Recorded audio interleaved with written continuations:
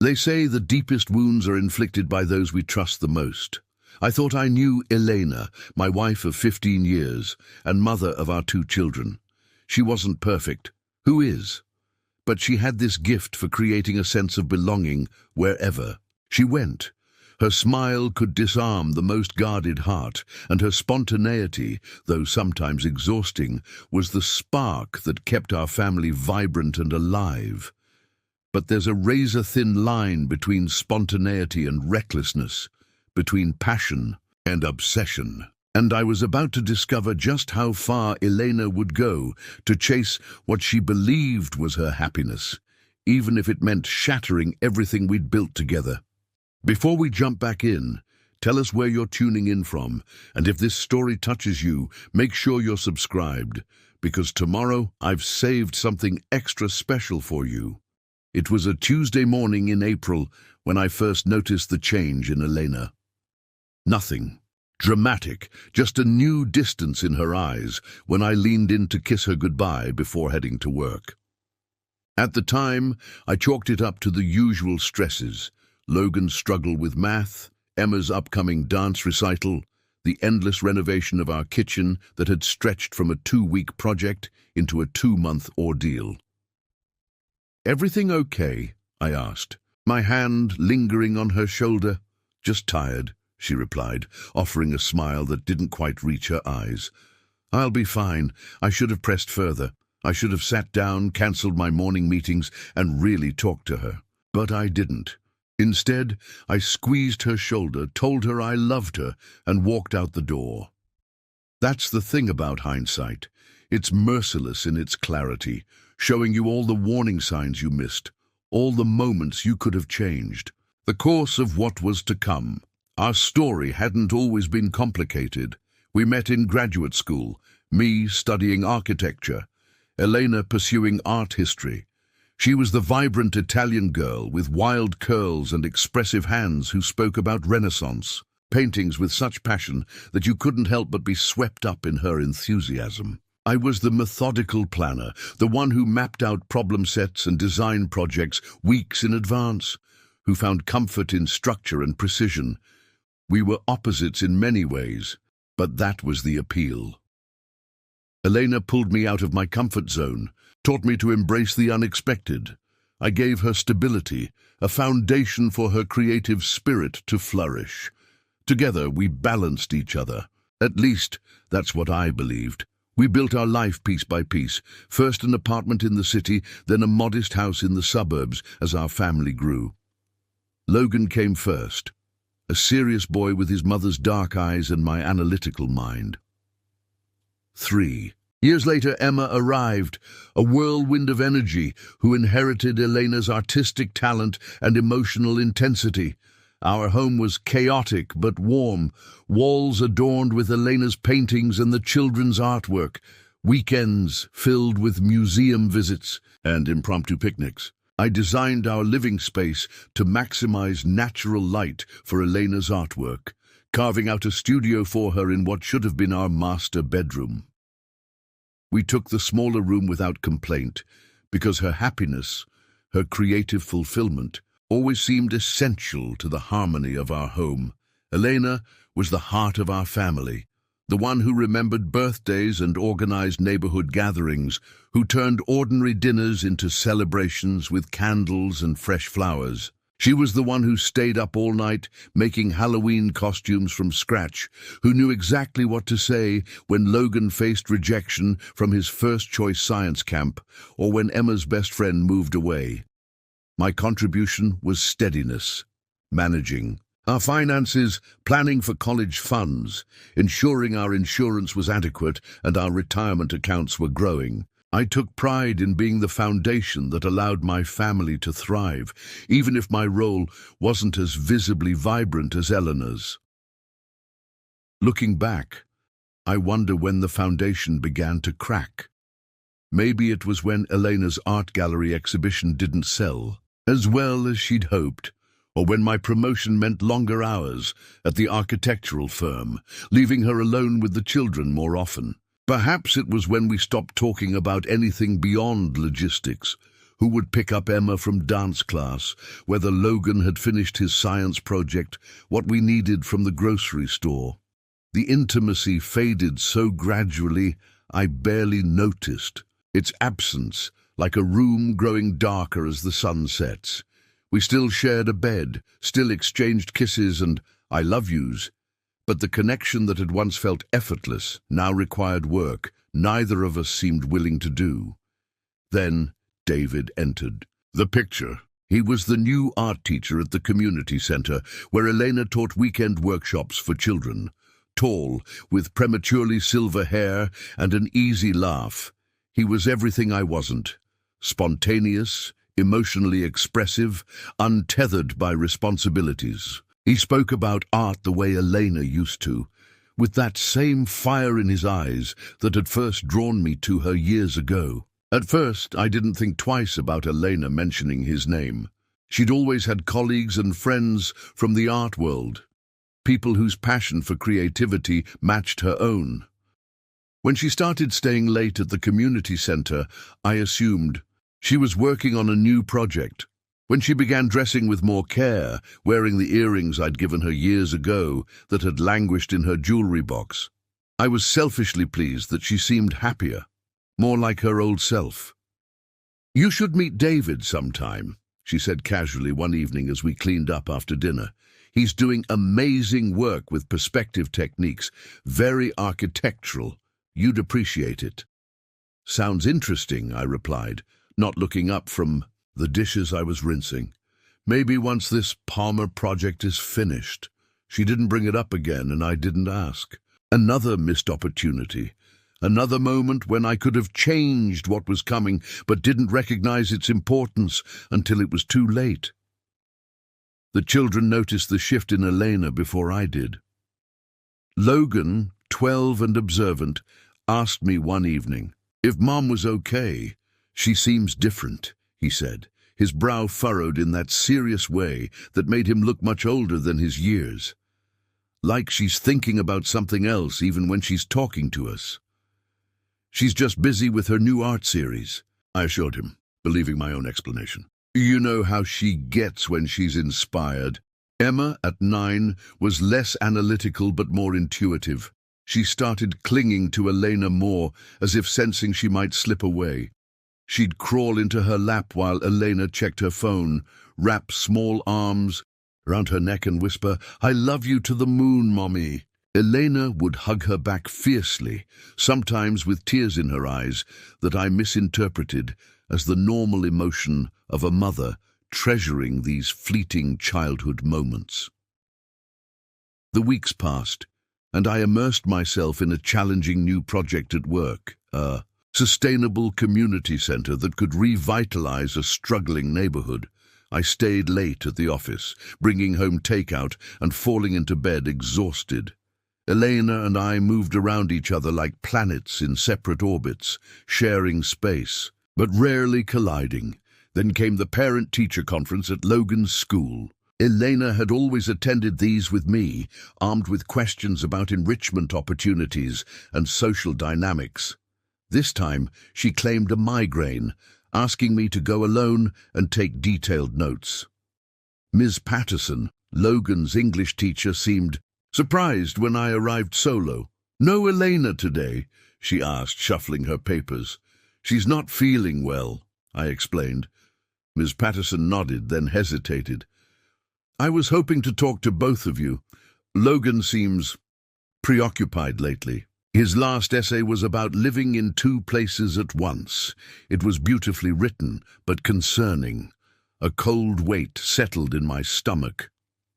"What do you mean?" "He wrote about a boy whose mother lives in two worlds, the one with her family and the one she escapes to in her mind. It was quite profound for a 12-year-old, but it made me wonder what's happening at home." I assured her everything was fine, that Logan had always had an active imagination. But driving home, his teacher's words echoed in my mind, joining with other moments I'd dismissed. Elena's secretive phone calls, her sudden interest in her appearance, the way she seemed to brighten when her phone chimed with messages. Still, I couldn't or wouldn't connect the dots. The truth was too threatening to the carefully constructed reality I wanted to believe in. Preparing and narrating this story took us a lot of time. So if you are enjoying it, subscribe to our channel. It means a lot to us. Now back to the story. That we were just going through a phase. That all marriages have their ebbs and flows. That Elena would never do anything to hurt our family. I was wrong on all counts. And the moment I finally understood how wrong I'd been is etched into my memory with cruel precision. Every detail vivid, every sensation acute, as if my mind knew this was the dividing line between before and after, between the life I thought I had and the one I was about to face. I came home from the parent-teacher conference determined to talk to Elena, really talk. Not just exchange information about schedules and grocery lists, but have the kind of honest conversation we hadn't managed in months. I rehearsed what I would say as I drove, that I missed her, that I sensed something was wrong, that whatever it was, we could face it together. The house was unusually quiet when I arrived. No music playing in Elena's studio, no sound of Emma chattering about her day, no clatter of dishes being washed. Just silence, heavy and unnatural in a home that had always been filled with noise. "Elena," I called out, setting my keys on the entryway table. "Kids?" No answer. I checked my watch. 7:30 p.m. Too early for anyone to be in bed. Logan should have been finishing homework at the kitchen table. Emma should have been reluctantly getting ready for her bath, protesting as she did every night that she wasn't tired. I moved through the house, calling their names, each unanswered call increasing the pressure in my chest. In the kitchen, I found a note on the island, written in Elena's flowing script. "Marcus, I can't do this anymore. I've been living half. A life suffocating my true self to be the wife and mother everyone expected. David makes me feel alive again, in ways I haven't felt in years. Maybe I never have. We've taken the children to start fresh. Please don't try to find us. This is better for everyone, even if you can't see it now. I've left the divorce papers on your desk. My lawyer will be in touch about arrangements. Elena." I read the note 3 times, the words refusing to make sense, as if they were written in a language I barely understood. My wife had left. She had taken our children. She had chosen another man over the life we'd built together. The room seemed to tilt and sway. I gripped the edge of the counter, my knuckles turning white, trying to anchor myself as my world collapsed around me. My first coherent thought wasn't anger or even sadness. It was pure, cold fear. Where were my children? Were they frightened? Did they understand what was happening? Had they been given any choice? I rushed to the children's rooms, hoping against hope that this was some kind of cruel joke or misunderstanding. Logan's room was unnaturally tidy, his favorite books missing from the shelf, his cherished telescope no longer by the window. In Emma's room, her bed was made, something she never did on her own, and the handmade quilt from her grandmother was gone, along with her collection of stuffed animals and the art supplies she treasured. They hadn't just stepped out for dinner. They had packed. They had planned. This was premeditated abandonment. My hands shook as I called Elena's cell phone, but it went straight to voicemail. I texted, called again, then tried her parents, her sister, even a few of her friends from the art center. No one answered. It was as if they'd all been instructed to go silent, to become complicit in whatever Elena was planning. I found the divorce papers on my desk, just as she'd promised. 30 pages of legal language that boiled down to one devastating reality. Elena wanted to dissolve our marriage, take primary custody of our children, and relocate to another state. She was requesting minimal visitation rights for me, 1 weekend a month and 2 weeks in the summer, as if I were an uncle or distant relation, not their father who had been present for every moment of their lives. The papers listed their intended New address, Sedona, Arizona, over 2,000 miles from our home in Massachusetts. David had apparently accepted a position at an arts academy there, and Elena planned to establish a new gallery with his help. They had it all figured out, a complete life that had no meaningful place for me. I sank into my chair, the papers slipping from my numb fingers. How long had she been planning this? How had I missed the signs? Had she been packing a little at a time, squirreling away their belongings while I was at work? Had she been poisoning the children against me, preparing them to accept this unimaginable disruption? The thought of Logan and Emma, confused and uprooted, broke something inside me. I had always been their safe place, the one who checked for monsters under the bed, who kissed scraped knees and taught them to ride bikes. I was the one who built the elaborate pulley system in the backyard tree because Logan was fascinated by simple machines. I was the one who spent hours helping Emma practice her lines for the school play, creating different voices for each character until she collapsed in giggles. How could Elena take them away? How could she believe they would be better off without me? My phone rang, startling me. Elena's name flashed on the screen. I lunged for it, nearly knocking over my desk lamp. "Elena, what the hell are you doing?" I demanded, my voice ragged. "Where are my children?" "There are children, Marcus," she replied, her voice eerily calm. "And they're safe. That's all you need to know right now. Put them on the phone. I want to talk to them. They're sleeping. It's been a long day for them." "A long day?" I echoed in disbelief. "You kidnapped them!" "I did not kidnap them," she said, a hint of anger finally breaking through her composed facade. "I'm their mother. We're relocating for a fresh start." "Without their father? Without even discussing it with me?" "That's not a fresh start, Elena. It's parental alienation, and it's illegal." She sighed as if I were being deliberately obtuse. "My lawyer assures me it's completely legal. We're still married, and there's no custody agreement in place. I have every right to take the children with me." The calculated nature of it struck me like a physical blow. She had consulted a lawyer before making this move.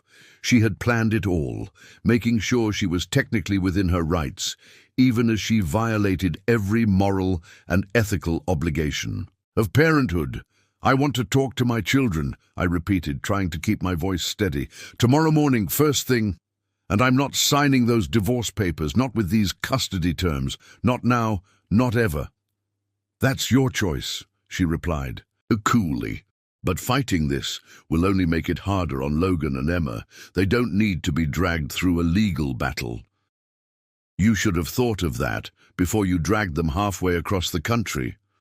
I'm doing what's best for them, even if you can't see it. David and I can provide a more enriching environment, more cultural opportunities." "Stop," I cut her off, unable to bear hearing her rationalize tearing our family apart. "Just stop. You don't get to rewrite our entire history to justify what you're doing. Those children need both parents, not just the one who's caught up in some midlife fantasy." The line went silent for a moment. When Elena spoke again, her voice was lower, almost sad. "You never understood me, Marcus. Not really. I've been suffocating for years while you were busy with your blueprints and spreadsheets. David sees me, the real me. And what about seeing your children? What about their needs? Did you even ask what they wanted?" "They're excited about the adventure," she said, but something in her voice wavered. "They love the mountains, the art scene here. Emma's already talking about joining a local dance company." I closed my eyes, picturing my daughter trying to put on a brave face, to embrace this adventure because she always wanted to please her mother. And Logan, too serious for his age, probably pretending to be fine while internally cataloguing every detail of his shattered reality. "This isn't over," I said finally.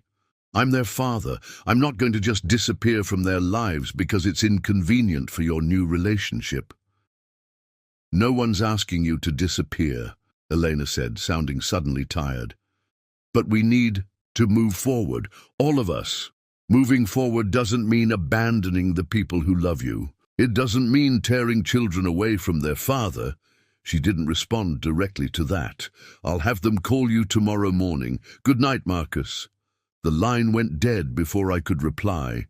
I sat in the darkened office, surrounded by the artifacts of our family life, photos of vacations and birthdays, artwork the children had made, the architectural award I'd won last year with Elena, and the kids beaming beside me at the ceremony. These weren't just memories.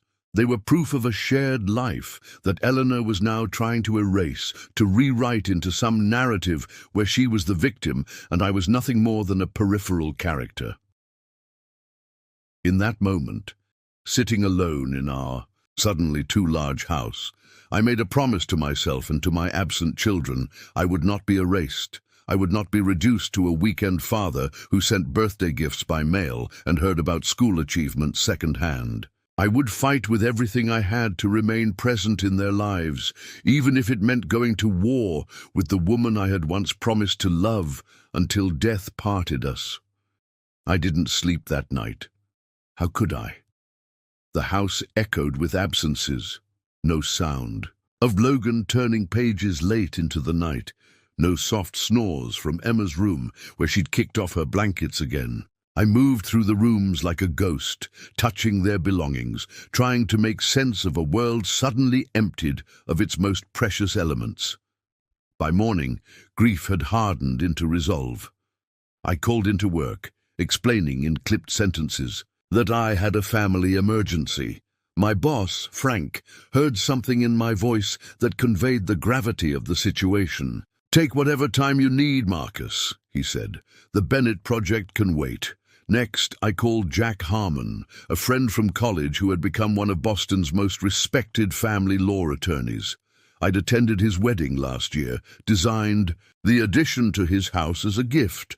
Now I was calling in every favor he might owe me. "She can't just take them across state lines without your consent," Jack said after I explained the situation. "Legally, it's complicated, but morally, it's clear-cut. We need to act fast, though. The longer they're established in Arizona, the harder it gets." I filled the morning with frantic activity, transferring funds to a separate account Elena couldn't access, changing passwords on our joint credit cards, gathering documents that proved my active involvement in the children's lives. School records showing I'd attended every parent-teacher conference. Medical forms listing me as the emergency contact, photos of camping trips and science fairs, tangible evidence of my presence in their daily existence. The phone call from the children came at 9:17 a.m.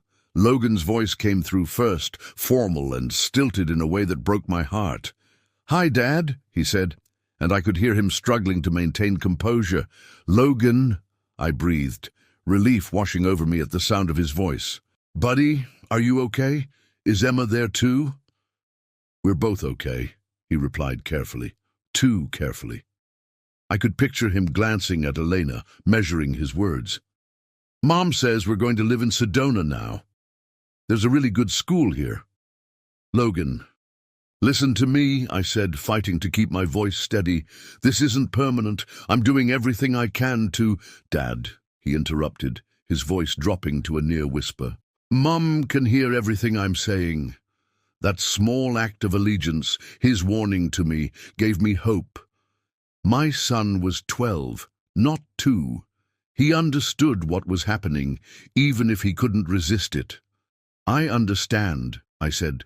"Just know that I love you both more than anything."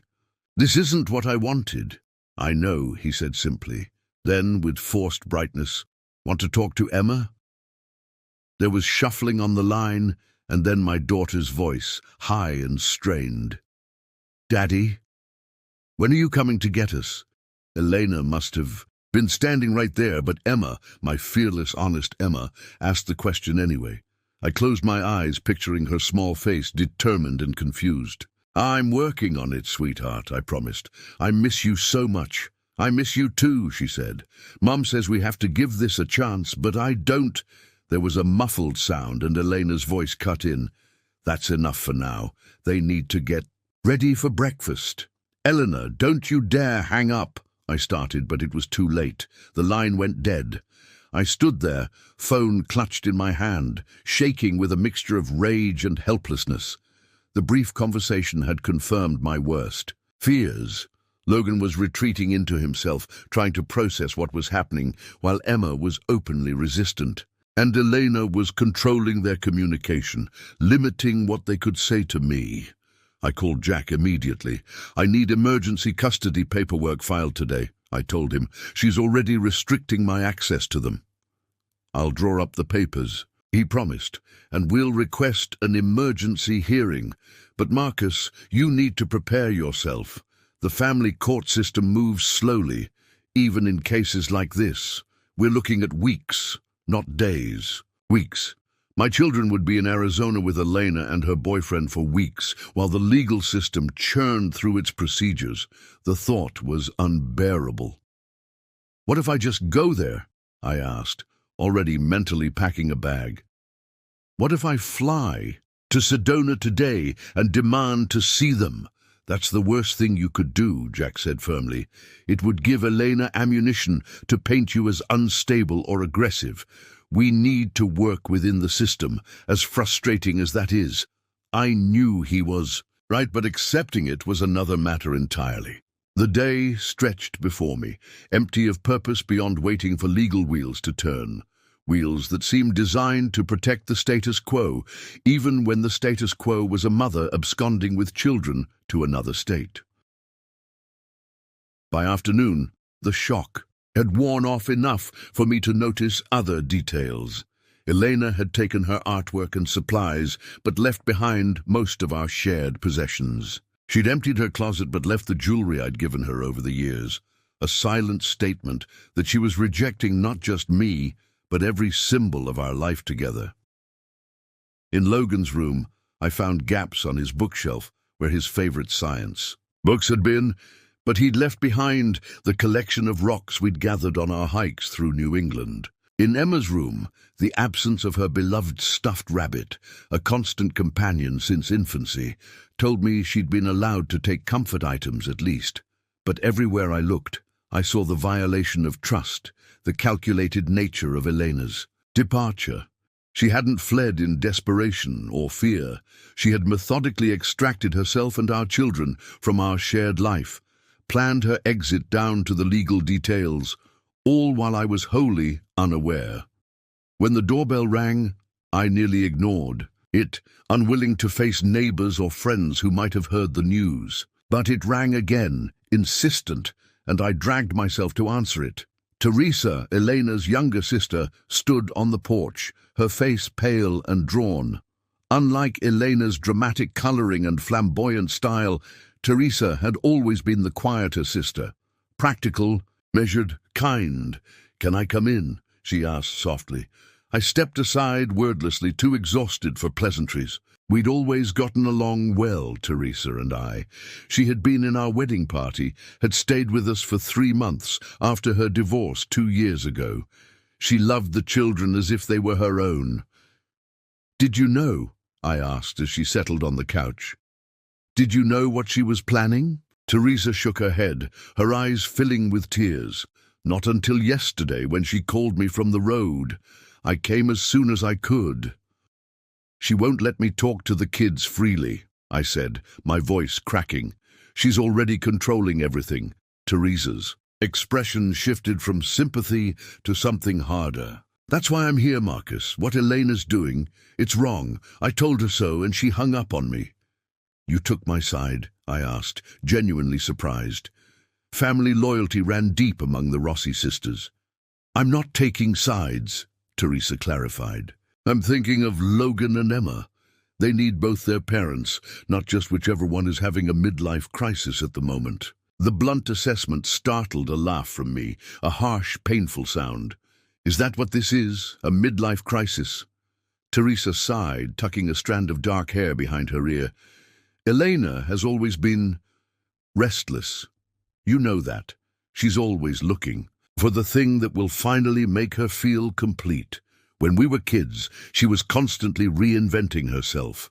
New hobbies, new friends, new dreams." I nodded slowly.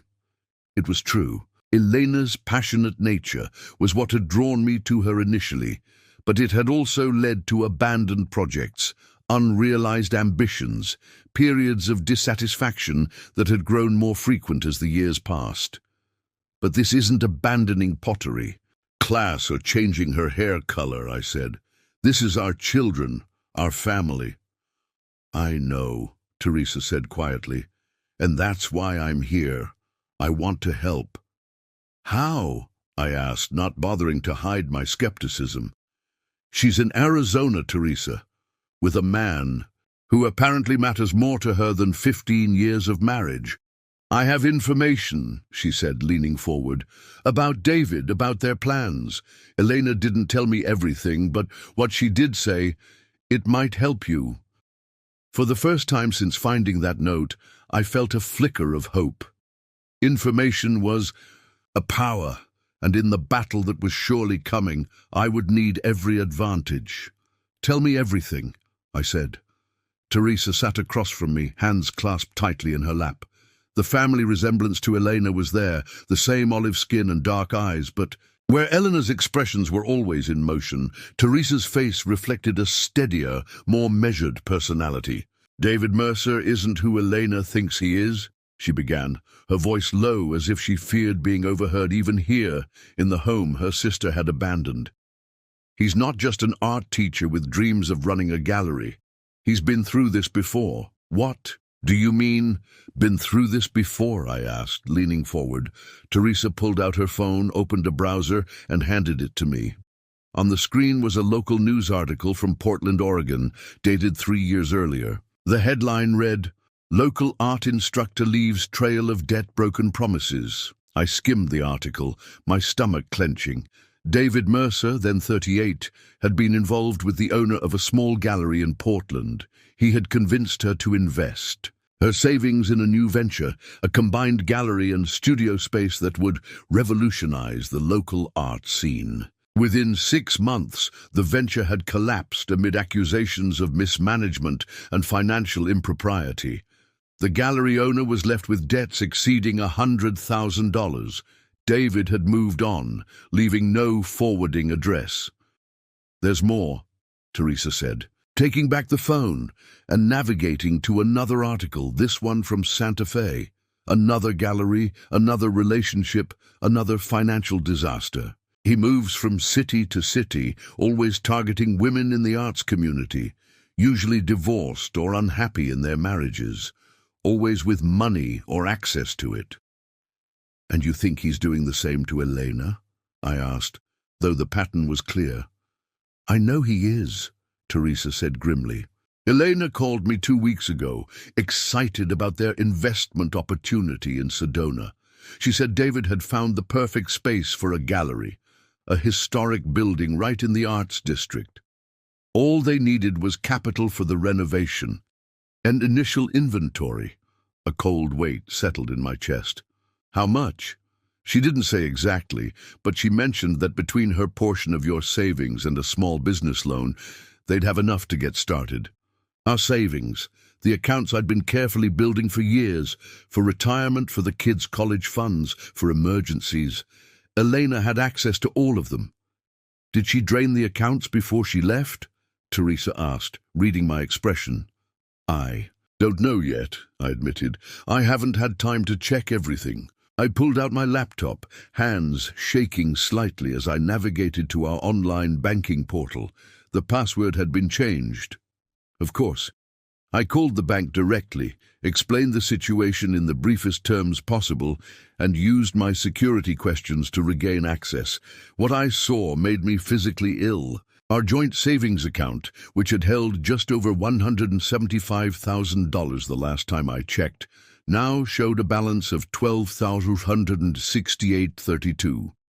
Our investment account had been liquidated entirely, another $92,000 gone. The home equity line of credit we'd opened last year for kitchen renovations had been maxed out at $75,000. In total, Elena had taken more than $320,000. "Marcus!" Teresa's voice seemed to come from far away. "What is it?" "She took everything. I said, my voice hollow. Not just the children, everything we've saved. 15 years of careful planning gone. Teresa's face paled. I didn't know it would be that much. She told me it was just her share of your savings. There is no her share, I said, anger finally breaking through the shock. These were joint accounts, family accounts, money for the kids' education, for our retirement, and she just took it for a man she's known for, what, 6 months? 4, Teresa corrected quietly. They met 4 months ago at a gallery opening in Providence. He was visiting from Chicago. 4 months. My marriage, my family, my financial security, all destroyed by a relationship that had lasted less time than a single college semester. I need to call Jack, I said, reaching for my phone. This changes things, Jack answered on the second ring. I put him on speaker and rapidly explained what Teresa had discovered about David's history and the missing funds. This is significant, Jack agreed, his voice crackling through the phone. We can add financial fraud to the emergency custody filing, and I'll have my investigator dig deeper into Mr. Mercer's background immediately. What about the money? I asked. Can we freeze what's left? Stop her from using it for this gallery scheme? We'll file for an emergency injunction today, Jack promised, and I'll coordinate with law enforcement in Arizona. If they've crossed state lines with fraudulently obtained funds, that could potentially elevate this to a federal issue. The conversation continued, Jack laying out legal strategies while Teresa provided what additional details she knew about Elena and David's plans. When we finally hung up, I felt marginally better. There was a plan now, concrete steps to take. Thank you, I said to Teresa as she gathered her purse to leave. I know this couldn't have been easy for you. She's your sister. Teresa's eyes filled with tears. And Logan and Emma are my niece and nephew. I love them too much to stay silent while Elena tears apart their world for a con man. After she left, I wandered through the empty house, trying to process everything I'd learned. The financial betrayal was staggering, but somehow less painful than the thought of Elena exposing our children to a man like David Mercer. What would happen when his latest scheme inevitably collapsed? Would he simply move on, leaving Elena and the children stranded in an unfamiliar state with no resources? The phone rang again, an Arizona number I didn't recognize. I answered immediately. Dad? Logan's voice was hushed, urgent. I'm using Mum's phone while she's in the shower. I don't have much time. Logan, I said, my heart racing. Are you okay? Is Emma okay? We're fine, but Mum's acting weird.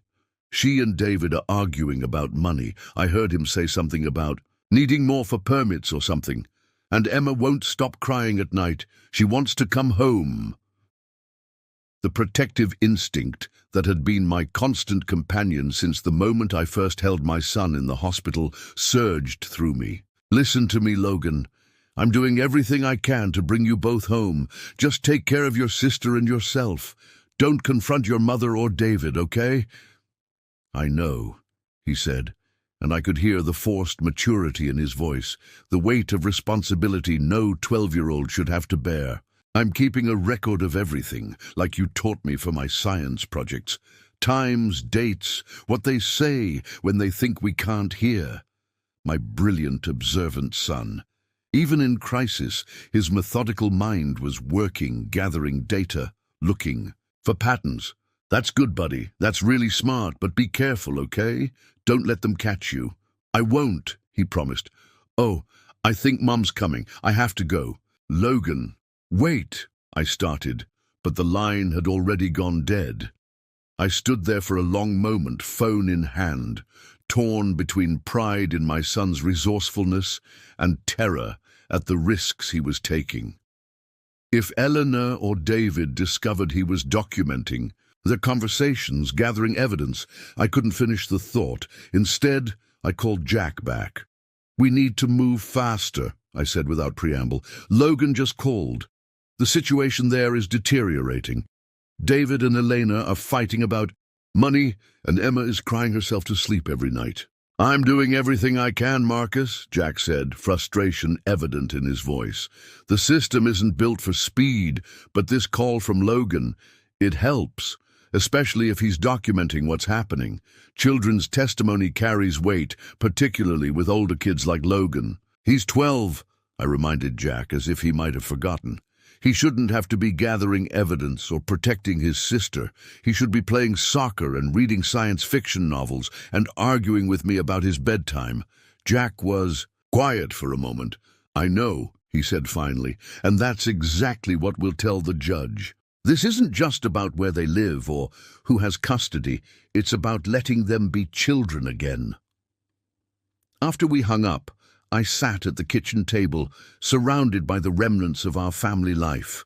Emma's finger painting still stuck to the refrigerator. With alphabet magnets, Logan's science fair schedule pinned to the bulletin board, Elena's grocery list still attached to the notepad by the phone. The mundane artifacts of a life that no longer existed. The days that followed blurred together. In a haze of legal filings, phone calls, and sleepless nights, Jack moved with impressive efficiency, filing emergency motions in both Massachusetts and Arizona courts. We launched a three-pronged attack, seeking immediate return of the children to their home state, freezing all financial accounts to prevent further dissipation of assets, and beginning a formal investigation into David Mercer's background. Jack's private investigator, a former FBI agent named Diana Reeves, began building a comprehensive profile of David. Each new detail she uncovered painted a more alarming picture. Name changes, bankruptcies, failed businesses across 5 states, and at least 2 other relationships with wealthy women who had lost everything after becoming involved with him. "He's careful," Diana explained during a conference call. "He never crosses the line into provable criminal fraud. He structures these investments as legitimate business ventures that simply don't work out. The women involved are often too embarrassed to pursue charges once they realize they've been manipulated." "But this time he took the children," I said. "That's different. That's crossing a line he can't uncross." "Agreed," Diana said. "And that may be his undoing. The financial aspects give us leverage, but the children are what will force immediate action from the courts." The immediate action, however, wasn't as immediate as I'd hoped. A preliminary hearing was scheduled in Massachusetts Family Court, but not for another 11 days. 11 more days of my children living with a con man and a mother whose judgment was severely compromised. The only bright spot was that Jack had secured a temporary freeze on Elena's access to our remaining funds. She wouldn't be able to drain what little was left of our accounts, but the money she'd already taken, transferred to a new account in Arizona, remained beyond our immediate reach. Every day I called the Arizona number, trying to reach Logan and Emma. Most days the calls went unanswered. When Elena did allow me to speak with them, the conversations were stilted, supervised. I could hear the strain in their voices, the careful way they answered my questions with Elena presumably standing right beside them. "We're fine, Dad," Logan would say, each word measured. "The mountains here are really cool. I'm taking dance classes," Emma would offer with forced enthusiasm, 3 times a week. What they couldn't say haunted me. Were they frightened? Confused? Did they understand what was happening? Did they blame me for not preventing it? 7 days after Elena left, I received another secret call from Logan. "Dad, something's wrong with the gallery," he whispered. "I heard David on the phone saying there's a problem with the permits. He sounds really angry." "What kind of problem?" I asked, trying to keep my voice calm. "I don't know exactly. Something about the building not being zoned right. And it's going to cost a lot more money to fix." He paused, then added, "Mom was crying last night. I heard her telling David that she doesn't have access to any more money." My heart sank. The financial freeze was working, but it had placed Elena in a potentially volatile situation with a man who valued her primarily for her access to funds. "Logan, this is important," I said carefully. If you ever feel unsafe, if David's anger gets directed at you or Emma or your mom, I want you to call 911 immediately. Do you understand? Yeah, he said quietly. I have a plan. There's a neighbor next door, Mrs. Kavanaugh. She's a retired teacher. I've talked to her a couple times, and she seems nice. I told Emma that if anything scary happens, we go straight to her house. Again, I felt that mixture of pride and heartbreak at my son's resourcefulness, his premature assumption of adult responsibilities. That's smart, buddy, really smart. But it shouldn't be your job to have escape plans. That's my job, and I'm working on it every minute. I know you are, Dad, he said, and for the first time since this nightmare began, I heard a tremor in his voice. Please hurry. The call ended abruptly, and I stood there, hands shaking with a combination of fear and fury. I called Jack immediately, relating everything Logan had told me. This strengthens our case, Jack said. If there's evidence that the investment itself was fraudulent, or that David is showing aggressive behavior, the court will be more inclined to act quickly. We don't have time for more inclined, I snapped. My children are in a potentially dangerous situation right now. I understand your frustration, Jack said, his voice steady, but we need to work within the system. If we try to take matters into our own hands, we could make the situation worse. He was right, of course. The thought of flying to Sedona and simply taking my children back had crossed my mind more than once. But such an action could backfire spectacularly, potentially resulting in my own arrest and giving Elena more ammunition in the custody battle. The legal system, with all its protections and procedures, felt excruciatingly slow when measured against a father's need to protect his children from harm. The next day, Teresa called with news from her own sources. Childhood friends who were still in touch with Elena. She's starting to see cracks in David's story, Teresa reported. The gallery space has major structural issues that weren't disclosed before. They signed the lease and the Arts Academy job he claimed to have. It turns out they never actually offered him a position. He just used their letterhead to create a fake offer. Has she contacted you directly? I asked, hoping that Elena might be ready to admit her mistake. No. Teresa sighed. She's still not taking my calls, but from what I'm hearing, she's in too deep to back out easily. She's staked everything on this. Her marriage, her relationship with the kids, all your money. Admitting she was wrong now would mean facing how completely she's destroyed everything. So what does she do? I asked. Just keep pretending everything's fine while David burns through whatever money she still has access to? People can maintain denial for a long time when the alternative is too painful to face, Teresa said quietly. Especially someone like Elena, who's always defined herself by her passions rather than practical realities. After Teresa's call, I wandered through the children's rooms again, a ritual I'd developed over the past week. In Logan's room, I straightened books that didn't need straightening. In Emma's, I sat on her bed, holding the stuffed koala she'd received for her last birthday, one of the few comfort objects she'd left behind. The house felt like a museum of our former life. Everything. Preserved just as it had been, but lifeless, frozen in time. I couldn't bring myself to change anything, as if maintaining this perfect snapshot of our family's existence might somehow make it possible to return to it. 9 days after Elena left, I was in my home office reviewing documentation from Diana's investigation when my phone rang. It was Jack, Marcus, he said, and something in his voice immediately commanded my full attention. We've had a breakthrough.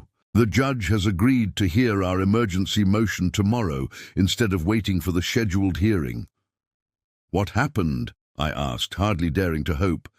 Diana found something, Jack said. Something big. David Mercer has an outstanding warrant in California for violation of a restraining order filed by his ex-wife. And there's more, much more. I don't want to go into detail over the phone. Can you come to my office right away? I was already reaching for my keys. "I'll be there in 20 minutes. As I drove to Jack's downtown office, my mind raced with possibilities. A warrant meant David had a criminal record, something that would surely influence the court's view of him as a suitable figure in my children's lives. But Jack had said there was more, something significant enough to convince a judge to move up our hearing by several days. For the first time since finding Elena's note, I felt a glimmer of genuine hope. The system might be slow, but it wasn't blind. With the right evidence, with the truth on our side, perhaps we could cut through the procedural delays and bring my children home. I just prayed we weren't already too late.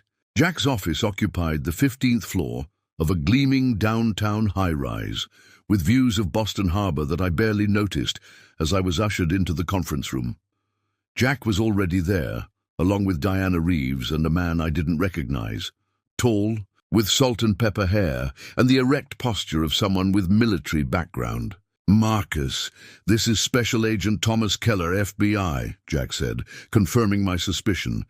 "He's agreed to meet with us as a personal favor. I worked with him on a financial fraud case last year." I shook the agent's hand, my mind racing. FBI involvement meant this situation had escalated beyond what I'd imagined. "Have a seat," Jack said, gesturing to the chair across from a stack of folders. "Diana, would you start us off?" Diana nodded, her expression serious. "As you know, I've been investigating David Mercer's background. Initially, we found evidence of failed business ventures and relationships with women who lost money. Unethical, but technically not criminal. Yesterday, that changed." She opened one of the folders, sliding a photograph across the table. It showed a woman with short blonde hair and a bruised face, standing next to a police officer. "This is Heather Jameson, David's ex-wife from San Diego. In 2019, she filed for divorce and obtained a restraining order against him, citing multiple instances of physical abuse. David violated that order repeatedly, leading to the outstanding warrant Jack mentioned. My stomach turned at the thought of this man near my children. Why wasn't he arrested? "He disappeared before the police could serve the warrant," Diana explained. "Changed his name.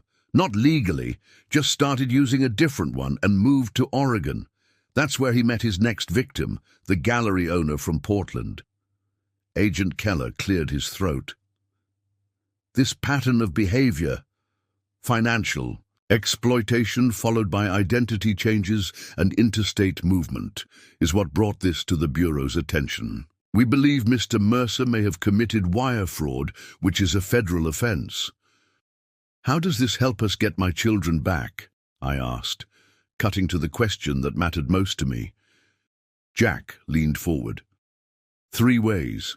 First, we now have documented evidence that David has a history of violence, which creates an immediate safety concern for Logan and Emma. Second, the financial fraud angle gives us leverage. Elena may be unwittingly participating in criminal activity. And third," he paused, "we believe David has previously taken a child across state lines to evade legal consequences." This last point hit me like a physical blow. "What?" Diana pushed another folder toward me. "Heather Jameson had a son from a previous relationship. After she filed the restraining order, David took the boy, who was 8 at the time, claiming they were going on a fishing trip. Instead, he took him to Arizona, ironically not far from Sedona, and kept him there for nearly 3 weeks before police located them. Was the boy harmed?" I managed to ask, my throat tight with fear. "Physically, no," Diana said carefully. "Emotionally, he required extensive therapy afterward. David apparently told him that his mother didn't want him anymore, that she had chosen her new boyfriend over him. The deliberate cruelty of such manipulation made my blood boil. And this man is living with my children right now." "Not for much longer," Agent Keller said firmly. "Based on this pattern of behavior, the Bureau is opening an official investigation. We'll be coordinating with local authorities in Sedona to locate and apprehend Mr. Mercer. Jack added, and the judge has granted our emergency hearing for tomorrow at 9 a.m. With this new evidence, we have a strong case for immediate return of the children to Massachusetts. For the first time in days, I felt a measure of relief. The machinery of justice was finally moving at an appropriate speed, driven by the revelation of David's true nature. What about Elena? I asked. Will she be charged with anything? Jack exchanged glances with Agent Keller before answering carefully. That depends on what she knew and when she knew it. If she was unaware of David's history and is cooperating, once informed, prosecutors may view her as another victim rather than an accomplice. The thought of Elena as a victim was difficult to reconcile with my anger toward her. She had taken our children, drained our accounts, and shattered our family. Yet I couldn't deny that she might have been manipulated by a man who had clearly perfected the art of deception. I don't care about punishing Elena, I said finally. I just want Logan and Emma safe and home. That's our priority too, Jack assured me. The hearing tomorrow will focus exclusively on the children's welfare. The financial matters and potential criminal charges will be handled separately. For the next hour, we reviewed the evidence Diana had compiled and discussed strategy for the hearing. Agent Keller explained that the FBI would be working with the Sedona Police Department to locate David and execute the California warrant, while simultaneously investigating the potential wire fraud charges. What if he runs? I asked, voicing my deepest fear. What if he takes Elena and the children and disappears? We have agents ready to move as soon as we have a precise location, Keller said, and we've been monitoring financial transactions. Your wife attempted to withdraw cash from several ATMs yesterday, but was blocked due to the freeze on your accounts. They're running out of resources, which makes flight less likely.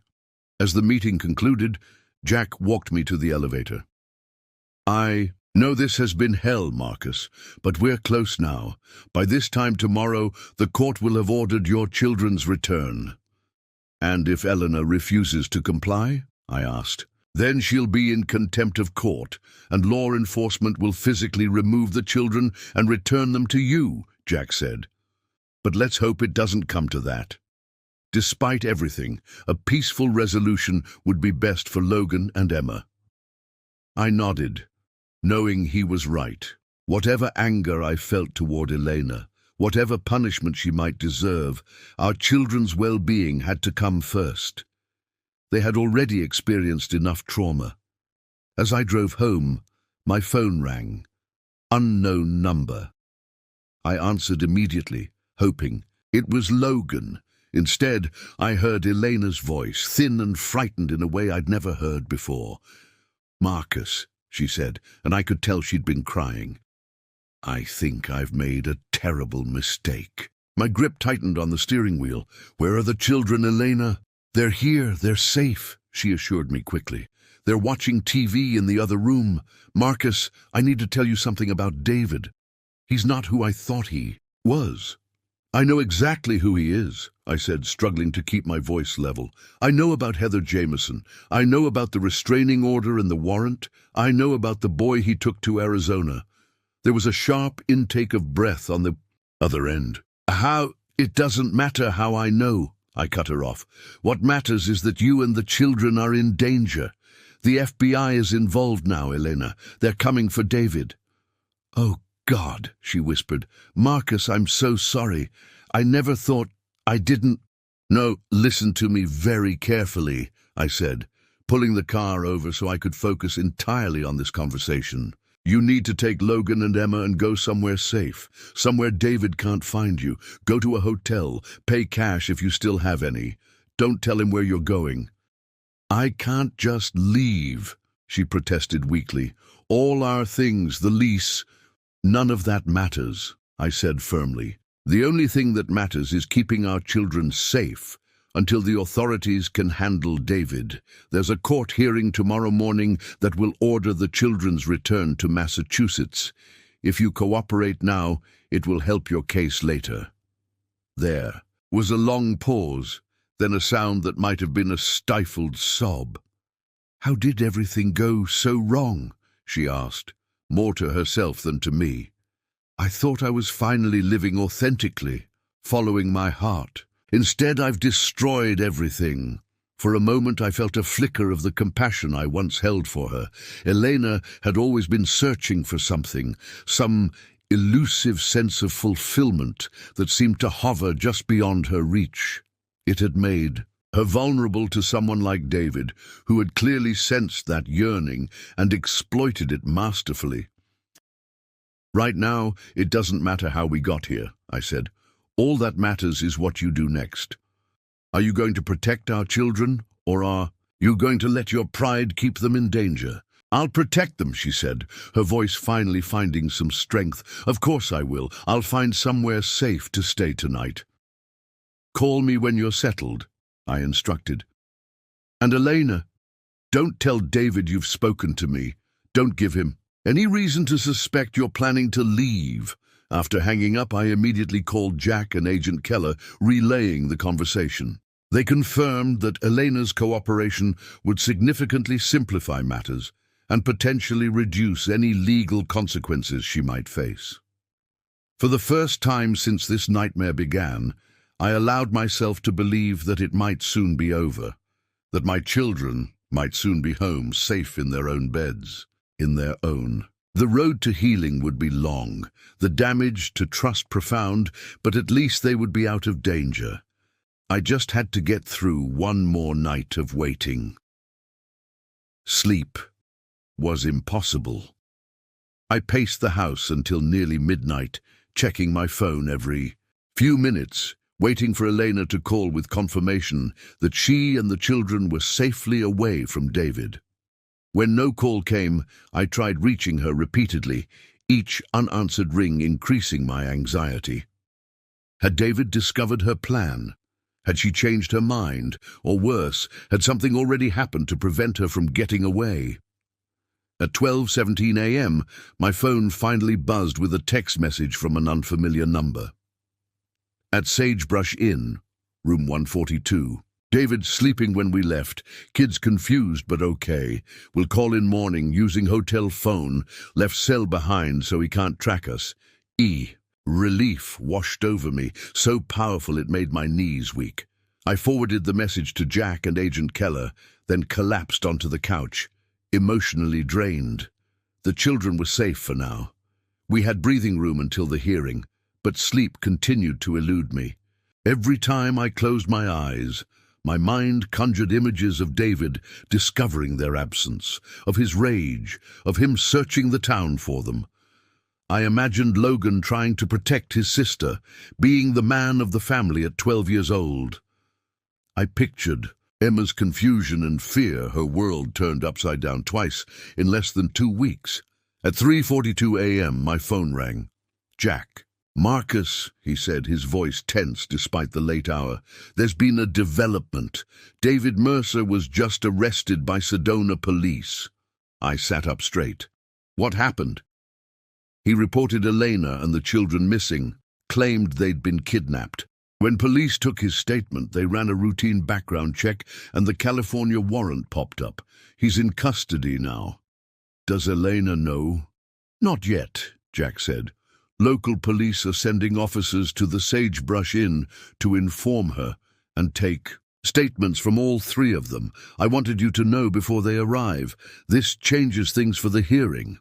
"How so?" "With Mercer in custody and Elena cooperating, the judge will likely view this as a family that needs reunification rather than a contentious custody battle.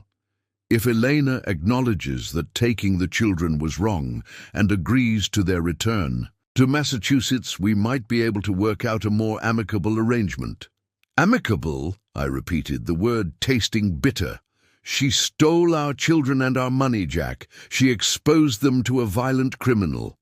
"I understand your anger," Jack said carefully. "But from a legal standpoint, and more importantly from your children's perspective, a cooperative approach with their mother will be less traumatic than a forced separation. They've been through enough already." He was right, of course. Whatever Elena had done, however badly she had betrayed us, she was still Logan and Emma's mother. They loved her. Forcing them to choose sides or witness more conflict would only compound their trauma. "What are you suggesting?" I asked. "Let's see how the hearing goes," Jack advised.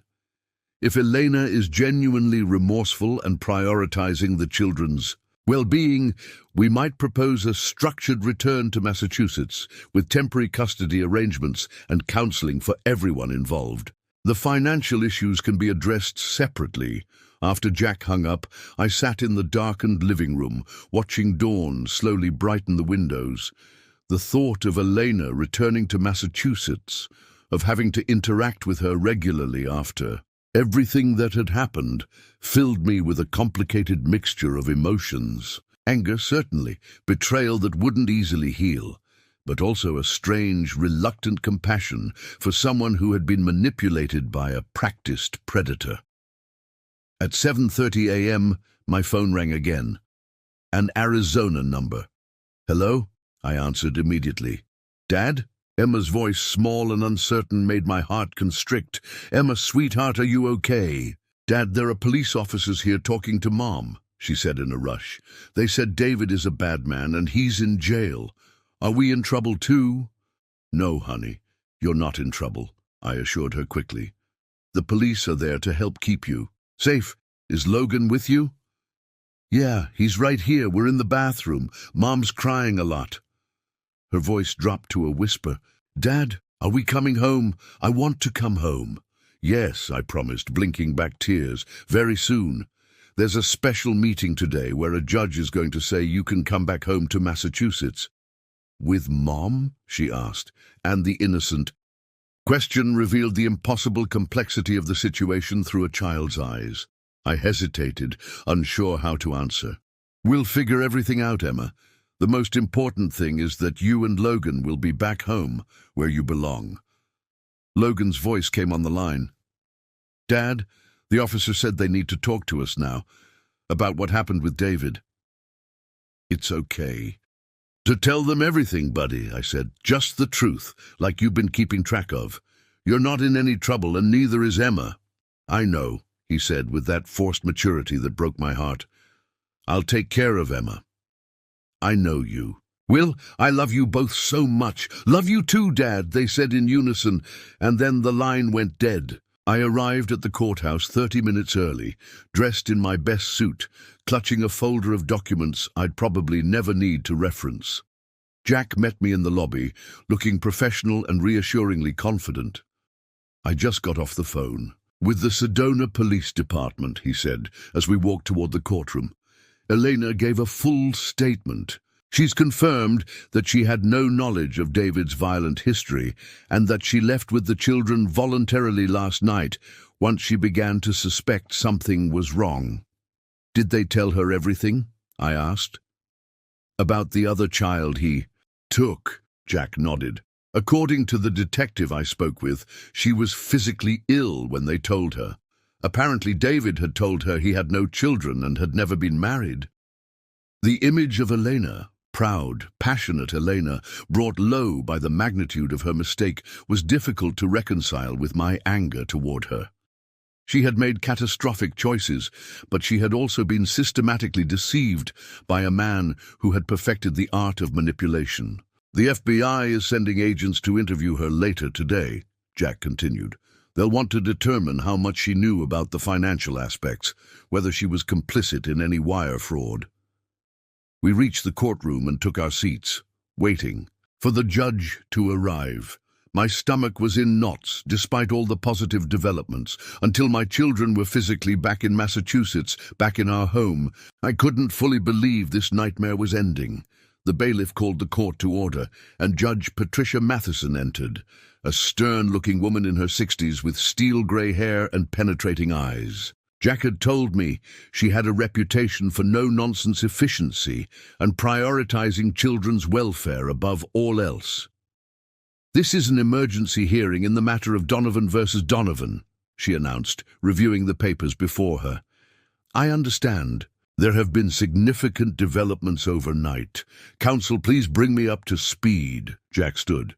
Your Honor, circumstances have changed substantially since we filed our emergency motion. The individual David Mercer, with whom Mrs. Donovan relocated to Arizona, was arrested last night on an outstanding warrant from California.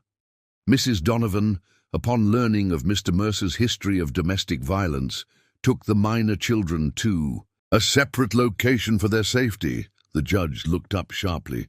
And where are the children now? They remain at a hotel in Sedona, Your Honor. Mrs. Donovan is cooperating with local police, and the children have been interviewed about their experiences. They are physically unharmed, but understandably distressed by recent events. Judge Matheson nodded, then turned to me. Mr. Donovan, I've reviewed your affidavit and the supporting documentation. Before I make my ruling, is there anything you'd like to add about the children's best interests? I stood, my hands trembling slightly. Your Honor, my only concern is bringing Logan and Emma home where they feel safe and secure.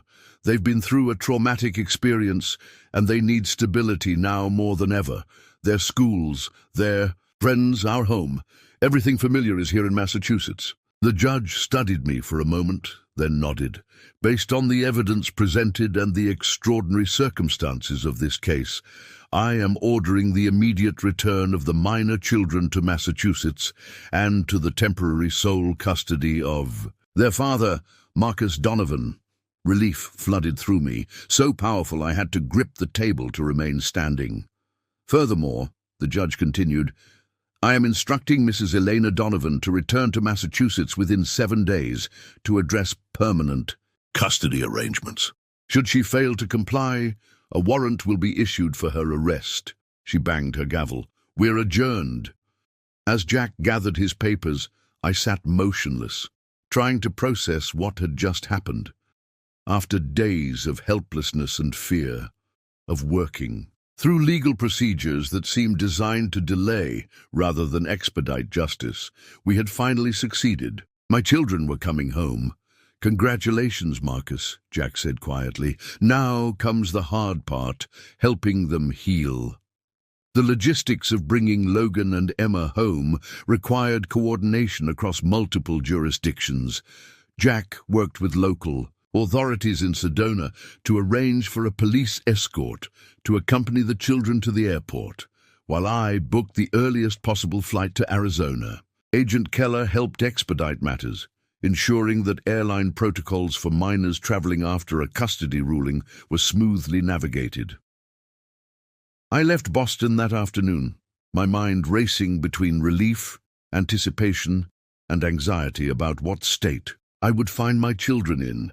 How much damage had been done in these 2 weeks? What would they need from me that I might not know how to provide?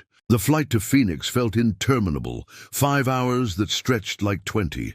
I tried to sleep but couldn't, instead flipping through old photos on my phone.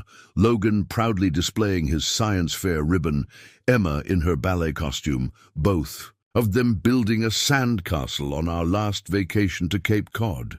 Images from a life that now seemed to belong to someone else, from a time when my greatest worry had been Logan's struggle with pre-algebra, or Emma's tendency to leave her bike in the driveway. From Phoenix, I rented a car for the 2-hour drive to Sedona. The landscape changed dramatically as I drove north. Flat desert, giving way to red rock formations that loomed against the sky like ancient sentinels.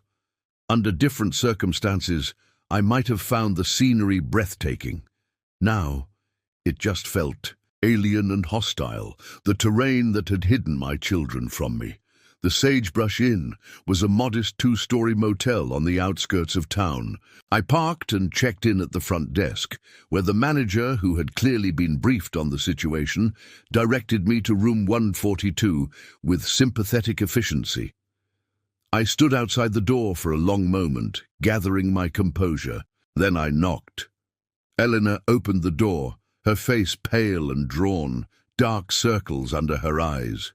For a second we just stared at each other, 15 years of history suspended between us, love and betrayal, joy and devastation, all compressed into a single charged moment. Then a small voice broke the silence. "Dad!" Emma barreled past her mother and launched herself into my arms with such force that I staggered backward. I caught her, lifting her off the ground as her arms locked around my neck with desperate strength. "I knew you'd come," she whispered fiercely in my ear. "I told Mom you'd find us." Over her shoulder, I saw Logan standing in the doorway, his expression a carefully controlled mask that broke my heart. At 12, he was trying so hard to be strong, to be the man I'd always encouraged him to be. But he was still a child, my child, who had been forced to grow up too quickly these past weeks. I set Emma down and opened my arms to him. For a second, he hesitated, glancing at his mother as if seeking permission. Then something crumbled in his careful composure, and he crossed the space between us in 3 quick strides, colliding with me in a hug so tight it hurt. "I'm sorry, Dad," he mumbled against my chest. "I should have called you sooner, I should have—" "No," I cut him off, my voice fierce. "None of this is your fault, Logan. Not one bit. You were amazing, so brave and smart. You took care of your sister, you gathered information, you did everything right." His shoulders shook with silent sobs, and I held him tighter, one arm still. Around Emma, who refused to let go of my jacket, Elena stood watching us, her arms wrapped around herself as if she were cold despite the desert heat. When she finally spoke, her voice was rough with tears. "The police said you have temporary sole custody," she said, "that I need to return to Massachusetts within a week." I nodded, not trusting myself to speak to her directly yet. My focus needed to be on the children now. "Let's get your things," I said to Logan and Emma. "We have a flight back to Boston tomorrow morning." "What about Mom?" Emma asked, looking between us with confusion clear on her face. I glanced at Elena, silently asking how she wanted to handle this. Whatever she had done, I wouldn't undermine her in front of the children if I could avoid it. "I'll be coming back to Massachusetts soon," Elena said, crouching down to Emma's level. "But right now, you need to go home with Dad. I need to take care of some things here first." "Because of David?" Logan asked, his voice hard, with an anger no 12-year-old should have to feel. Elena flinched visibly. "Yes," she admitted. "I need to talk to the police more about David and help them understand what happened." "He lied to you," Emma said simply, "and you believed him." The childish bluntness of this assessment seemed to hit Elena harder than any accusation I could have made. She closed her eyes briefly, then nodded. "Yes," she agreed. "I believed things. I shouldn't have, and I made very bad choices. I'm so sorry, Emma. I'm sorry to all of you." I was surprised to feel a flicker of sympathy for her, despite everything. Elena had always been led by her emotions, always seeking some ineffable sense of fulfillment that seemed to hover just beyond her reach. David had identified that yearning and exploited it with expert precision. It didn't excuse what she'd done, but it made her betrayal marginally more comprehensible. The children packed quickly, their belongings already mostly gathered in the hastily obtained luggage Elena had purchased after leaving their home with just what they could carry. As they moved between bathroom and bedroom, gathering toiletries and checking drawers, Elena approached me cautiously. "I need you to know something," she said, her voice low. "I didn't understand what David was until 2 days ago. I really believed we were starting a wonderful new life, that the gallery would work, that the children would adjust." She shook her head. "It sounds insane now, saying it out loud." It was insane, I agreed, unable to completely suppress my anger. "You took our children across the country without their consent or mine. You drained our accounts. You trusted a man you barely knew over the father of your children." She didn't try to defend herself, which was perhaps the only reason I continued listening. "The FBI agents showed me everything," she said, "about the other women, about Heather and her son." Her voice broke. "When I think about what could have happened to Logan and Emma—" "But it didn't," I interrupted, not willing to go down that road with her. "Not yet. They're safe. That's what matters now." "Marcus," she said hesitantly, I know I have no right to ask anything of you, but please, don't make them hate me. I know I've destroyed their trust, but they're going to need therapy, support. I would never use the children as weapons, Elena, I said, surprised by the suggestion. Whatever happened between us, you're still their mother. They need you in their lives, even if that relationship looks different now than we once imagined. Relief washed across her face. Thank you, she whispered. The hotel room door opened and a police officer appeared, a woman in her 40s with kind eyes and a no-nonsense manner. Mr. Donovan, I'm Officer Martinez. I'll be escorting you and your children to your hotel for the night and then to the airport tomorrow morning. We've spoken with the FBI and local authorities in Massachusetts to ensure a smooth transition. I nodded gratefully, then turned to the children. Ready to go? Emma nodded eagerly. But Logan hesitated, looking at his mother. It's okay to be angry at me, Elena told him, reading his conflict accurately. What I did was wrong, and I hurt all of you. I'm going to spend a long time trying to make it right, but I don't expect you to forgive me right away. Logan studied her for a long moment, then said quietly, I'm not angry because you made a mistake, Mom. I'm angry because you didn't trust us enough to tell us the truth. We could have helped you see what David really was. Elena's composure finally broke, tears streaming down her face. You're right, she managed. You've always been so perceptive, and I should have listened to you when you said something felt wrong. I'm so sorry, Logan. He nodded once, accepting her apology without fully embracing it, then picked up his backpack and moved toward the door. As we left the room, Emma turned back for one last hug from her mother, while Logan offered only a stilted wave. Elena stood in the doorway watching us go, a portrait of regret and consequence that would stay with me for a long time. In the police cruiser, with Officer Martinez driving and the children beside me in the back seat, I felt the first real sense of relief since this ordeal began. We weren't home yet, and the road to recovery would be long, but we were together. We were safe. We were family, however fractured, and for now, that was enough. We spent that night in a hotel near the Sedona airport, the children reluctant to let me out of their sight, even for a moment.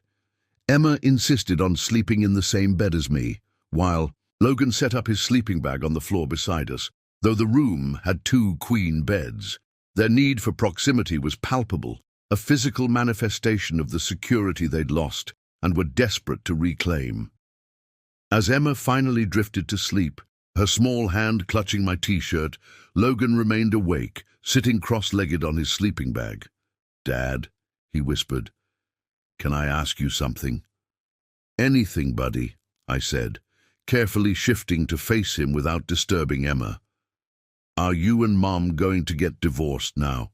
The directness of the question shouldn't have surprised me. Logan had always preferred clear information to comforting ambiguity, but it still caught me off guard.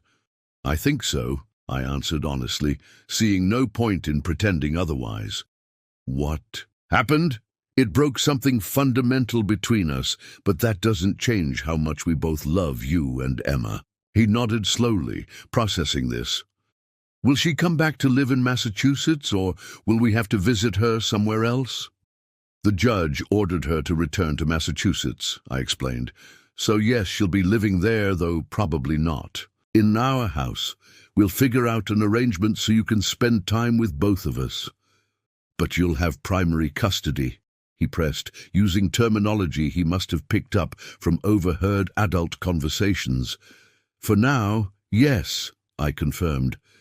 But these things can change over time, depending on what's best for you and Emma. He was quiet for a long moment, then said in a smaller voice, I know I should still love Mom, but right now I'm just so mad at her.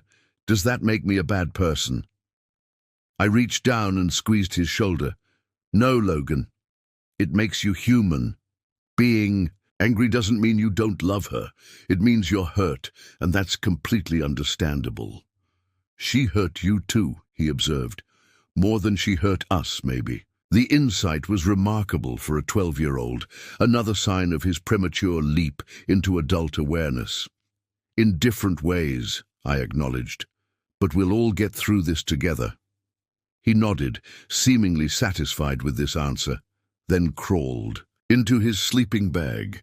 "Night, Dad," he murmured, his eyes already closing.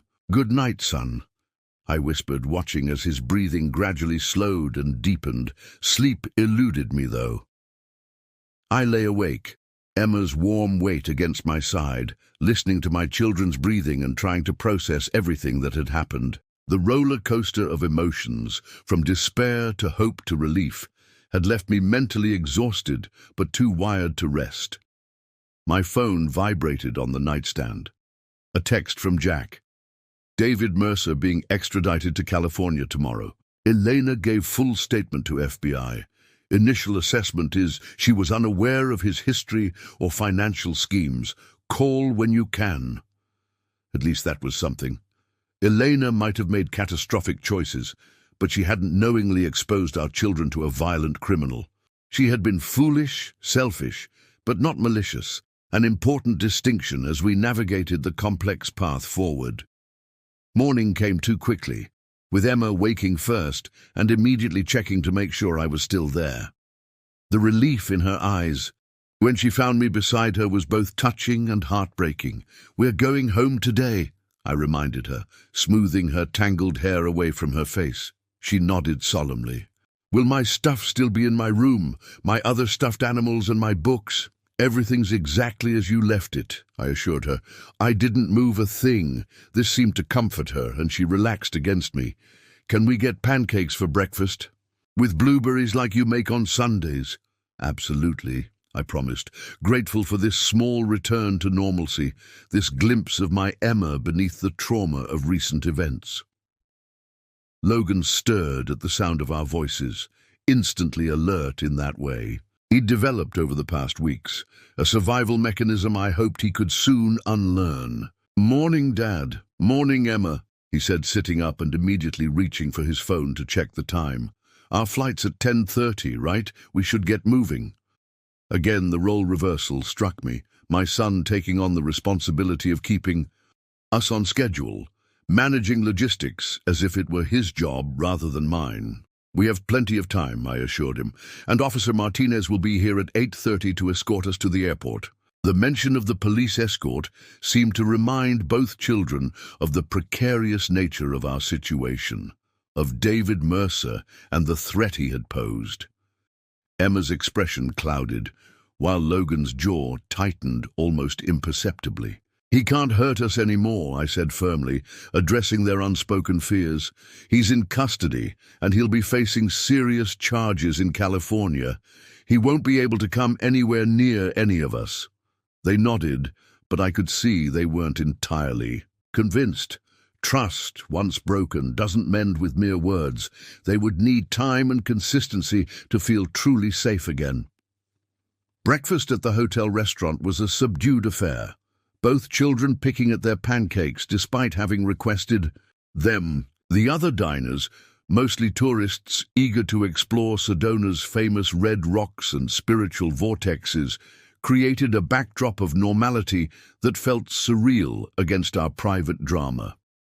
Officer Martinez arrived exactly on time, her calm professionalism providing another layer of reassurance as we gathered our few belongings and headed to the small regional airport. The children stayed close to me throughout the check-in process, Emma holding my hand while Logan maintained a vigilant watch on our surroundings, his eyes scanning each new person who approached as if assessing potential threats.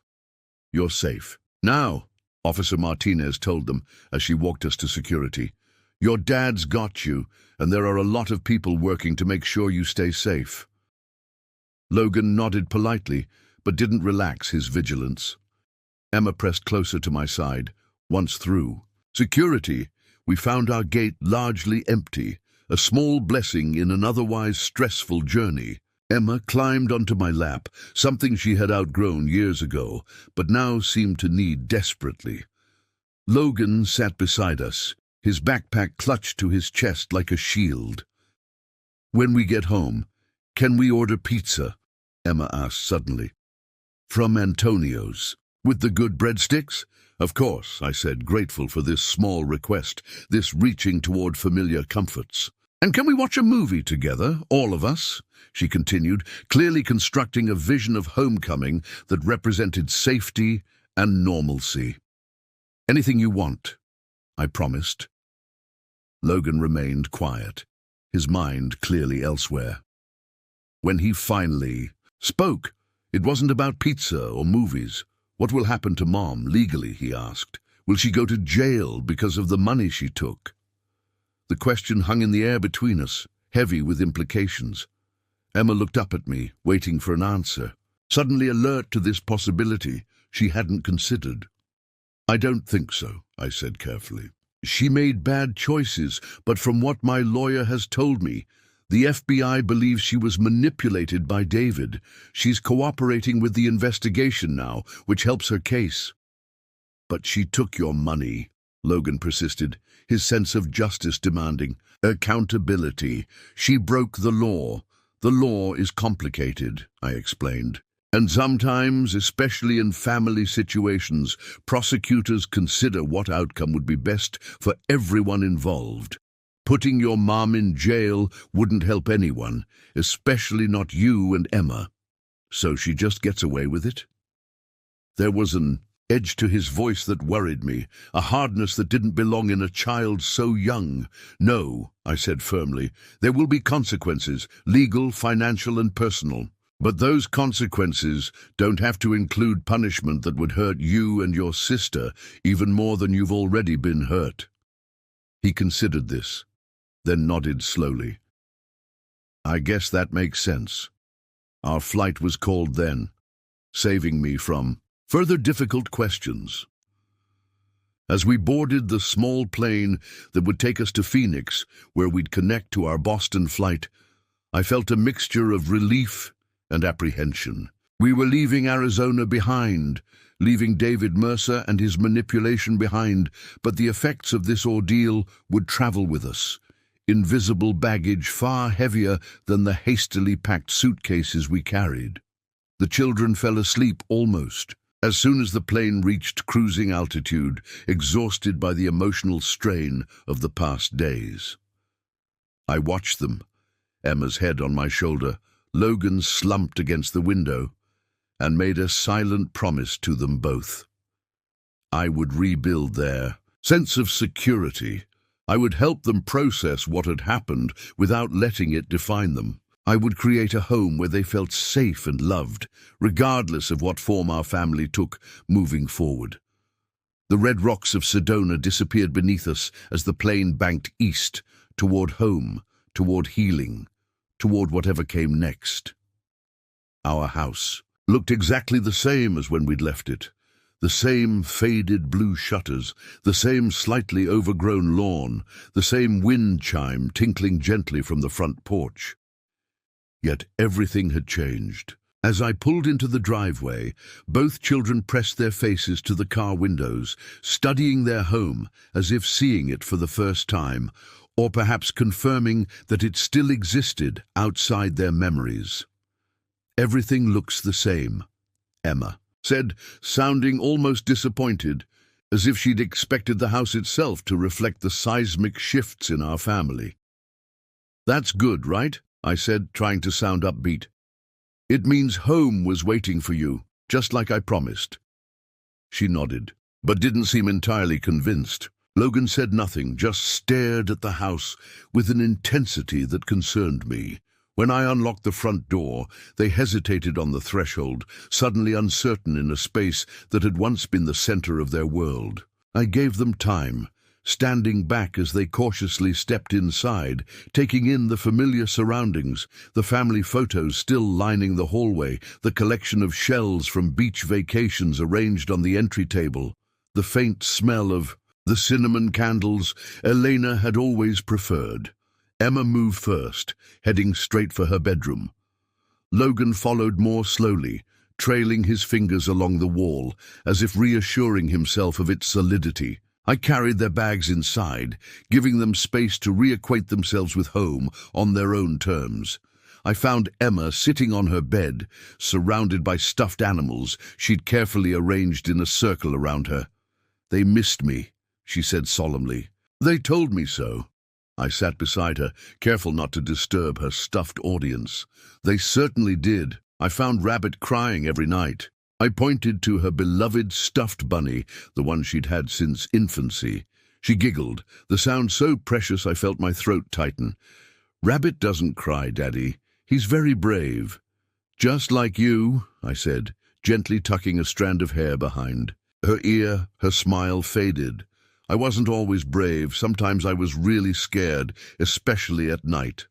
"Being scared doesn't mean you weren't brave," I told her. "Being brave means doing what you need to do, even when you're scared."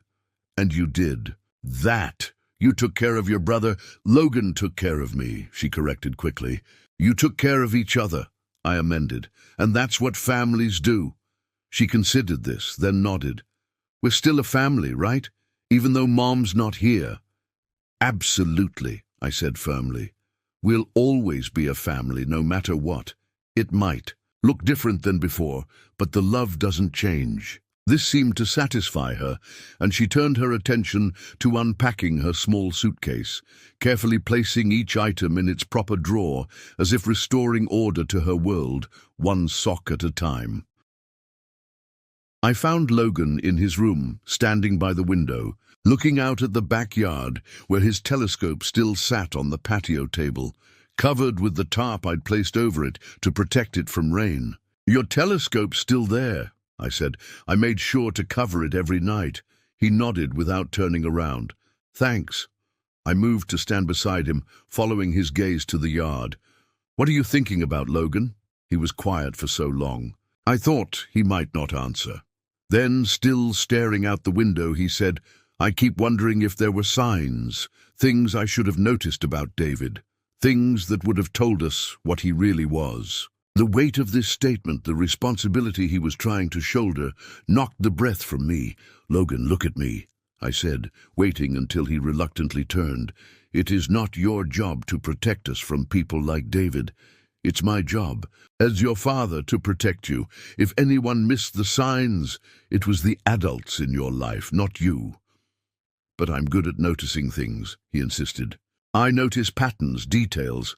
I should have seen something was wrong sooner." I placed my hands on his shoulders, making sure he was looking directly at me. "David Mercer fooled a lot of people, including your mother, who knew him much better than you did. He fooled bank employees, gallery owners, and other professionals. He was practiced at deception. You're 12, Logan, a brilliant, observant 12, but still 12. This was never your responsibility." He bit his lip, struggling with my words. "But I could have called you sooner. The first week we were there, I knew Mom's phone password. I could have used it while she was sleeping.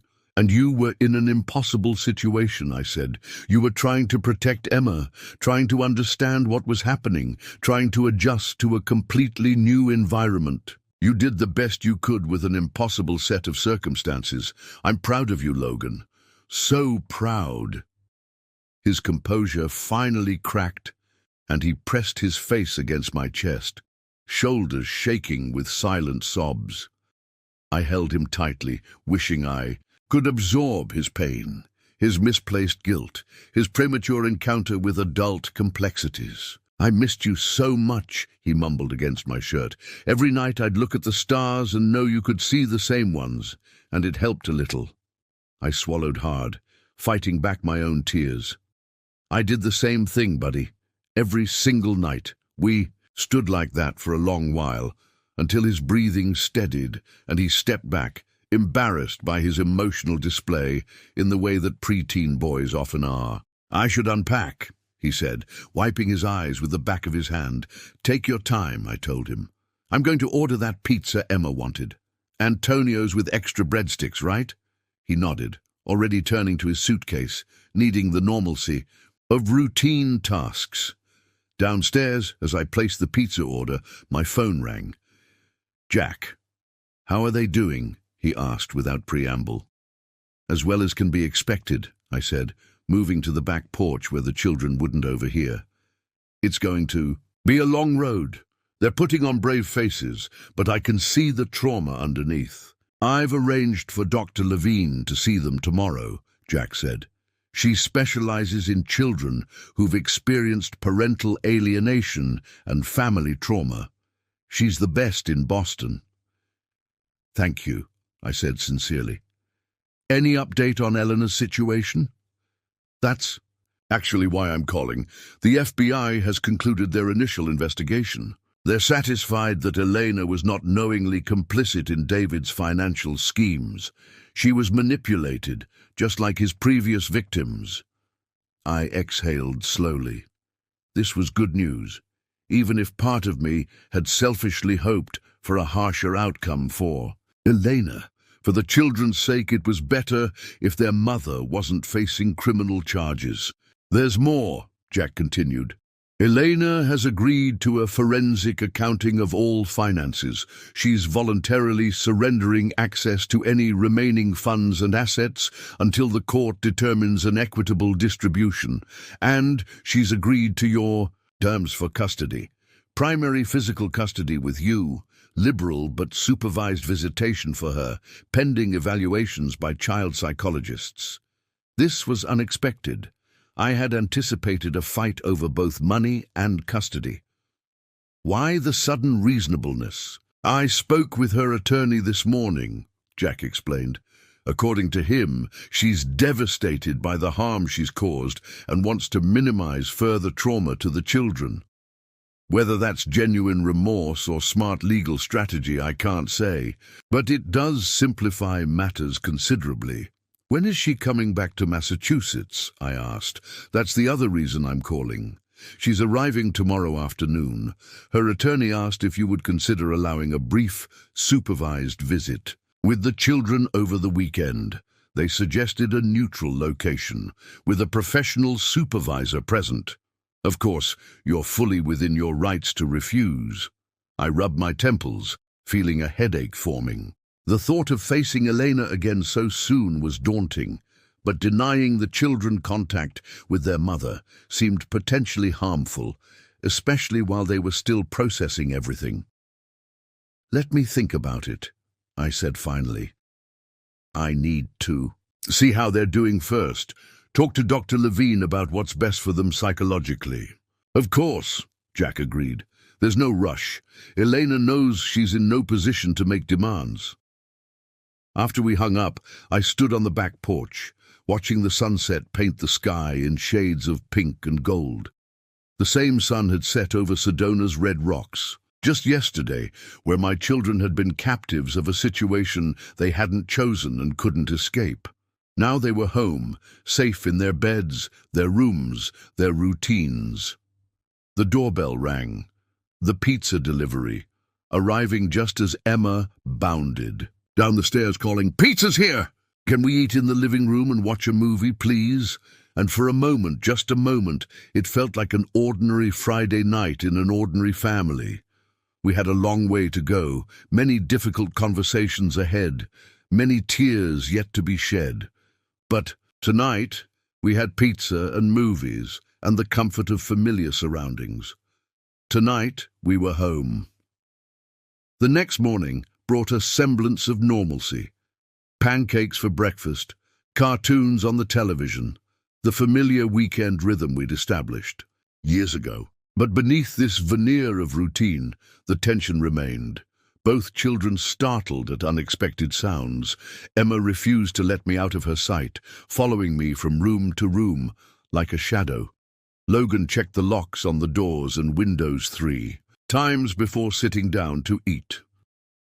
Dr. Levine arrived at 11, a petite woman with silver-streaked hair and kind eyes behind stylish glasses. She spoke to the children with a directness I appreciated, neither talking down to them nor overwhelming them with clinical language. "I understand you've been through a very difficult experience," she told them as we sat in the living room. "And sometimes, after difficult experiences, our brains need help processing what happened. That's what I'm here for." Emma, curled beside me on the couch, asked, Are you going to fix us? Dr. Levine smiled gently. You're not broken, Emma. You've experienced something scary and confusing, and we're going to work together to help you understand those feelings and find ways to feel safe again. I know what happened, Logan said from his position on the armchair, legs drawn up defensively. David manipulated Mom into taking us away. He wanted her money, not her, and definitely not us. Dr. Levine nodded, acknowledging his understanding. That's right, Logan. And knowing what happened is important, but sometimes our feelings don't immediately catch up with what our minds know. Your body and brain were in a state of alert for many days, and it takes time for those systems to realize the danger has passed. She spent the next hour talking with them, using a combination of direct questions and more subtle observational techniques. I stayed for part of it, then gave them privacy for the remainder, pacing the kitchen while I waited. When she finished with the children, sending them upstairs to get ready for lunch, Dr. Levine joined me in the kitchen. They're remarkably resilient, she said, accepting the coffee I offered, but they're both exhibiting clear signs of trauma. Emma's separation anxiety, Logan's hypervigilance, these are normal responses to what they've experienced. What can I do? I asked, the question that had been consuming me since we left Arizona. Consistency is key, she advised. Maintain routines, provide reassurance, but don't dismiss their fears or concerns. Acknowledge that what happened was frightening and unfair, but emphasize that they're safe now. She paused, taking a sip of coffee before continuing. About their mother, Jack mentioned. She's returning today and has requested a visit. I nodded, tension returning to my shoulders. I'm not sure if they're ready. In most cases like this, I would recommend continued contact with both parents, provided it's safe and structured, she said carefully. Complete separation from their mother, regardless of her actions, could potentially create additional trauma, even after what she did. Dr. Levine met my gaze steadily. Children have complicated relationships with parents who hurt them. They can simultaneously love them, miss them, fear them, and be angry with them. Denying them contact might inadvertently send the message that their love for her is wrong, or that you don't trust them to have their own feelings about her.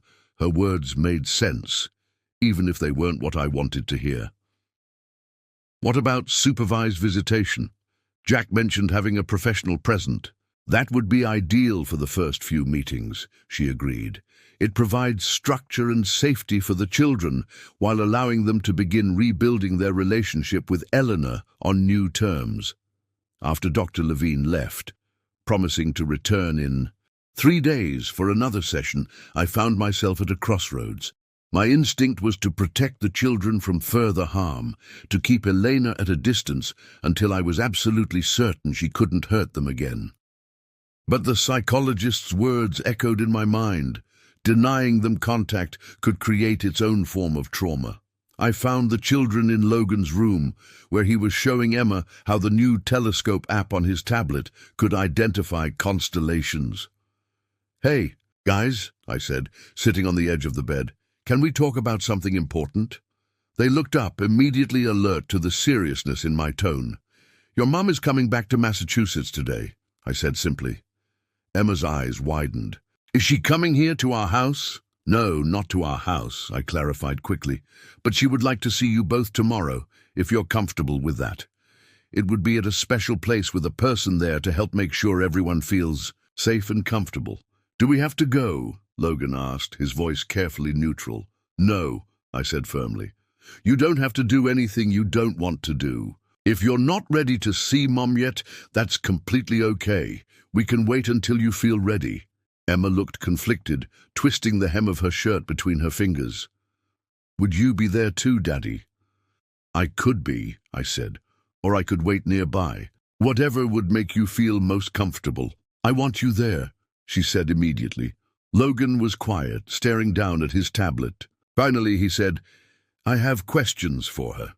Things I want to ask without her being able to avoid answering. I nodded, understanding his need for accountability. That's fair, Logan.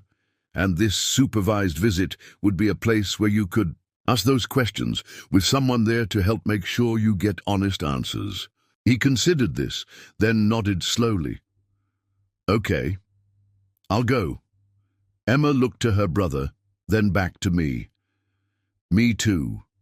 Relief and anxiety washed through me in equal measure. This was the right decision for them, allowing them to begin processing their feelings about their mother in a controlled environment. But the thought of facing Elena again, of watching my children navigate their complicated feelings for her, was daunting. Later that afternoon, as the children helped me prepare dinner, Emma carefully tearing lettuce for salad, Logan measuring pasta with scientific precision, my phone rang. It was Jack again, just checking in, he said. Have you made a decision about tomorrow? We'll do it, I told him. The kids have agreed to the supervised visit, but I want to be present, at least. For this first meeting, I'll make the arrangements, Jack promised. The supervisor is a child psychologist named Dr. Abrams. She's experienced with high-conflict family situations. The meeting will be at her office at 2 p.m. After hanging up, I stood for a moment watching my children working together at the kitchen counter, their heads bent in concentration over their tasks. They were moving forward, taking small steps toward healing. Tomorrow would be another step, difficult, complicated, but necessary. The road ahead wouldn't be easy, but at least we were walking it together.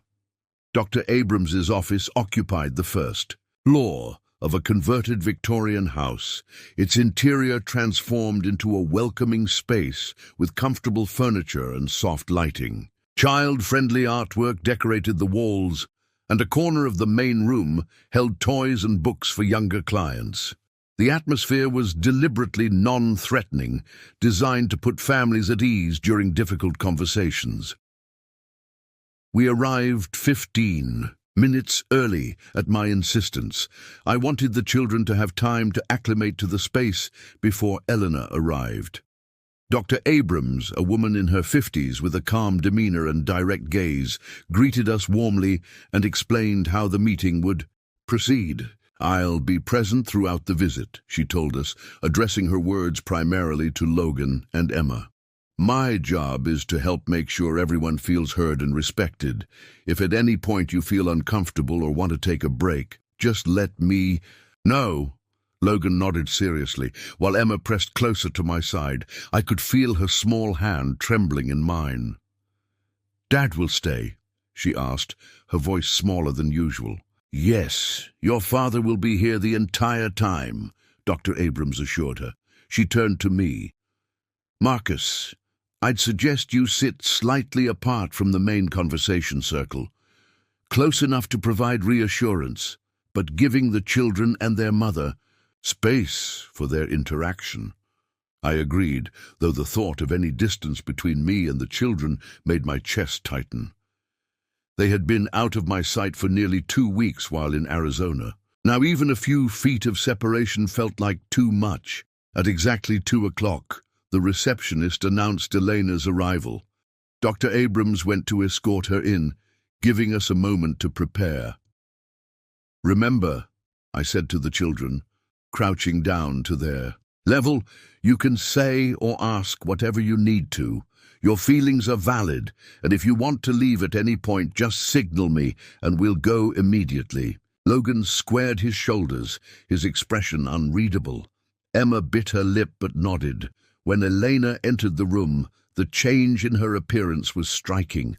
Gone was the vibrant, stylish woman who had dominated rooms with her presence. This Elena seemed diminished somehow, her usual confident posture replaced by hesitancy, her colorful clothing exchanged for a simple grey sweater and jeans. She had cut her hair short, the wild curls she'd always been proud of, now cropped close to her head in a severe style that made her look older, more severe. Her eyes immediately found the children, and for a moment she simply stared, as if memorizing. Their faces. When she spoke, her voice wavered. Logan, Emma, thank you for agreeing to see me. Neither child moved toward her, but Emma offered a small wave. Logan remained still, watching his mother with careful, assessing eyes. Dr. Abrams gestured to the seating arrangement, a small circle of comfortable chairs with a low table between them. "Let's all sit down," she suggested.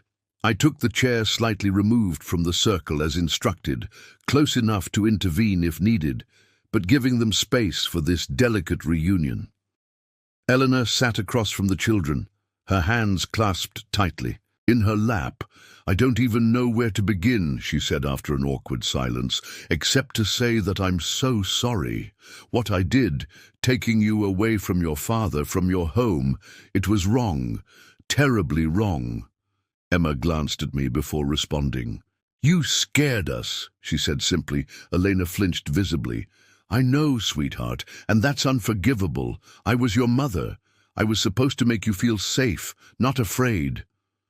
"Why did you believe him more than us?" Logan asked abruptly, the question that had clearly been foremost in his mind.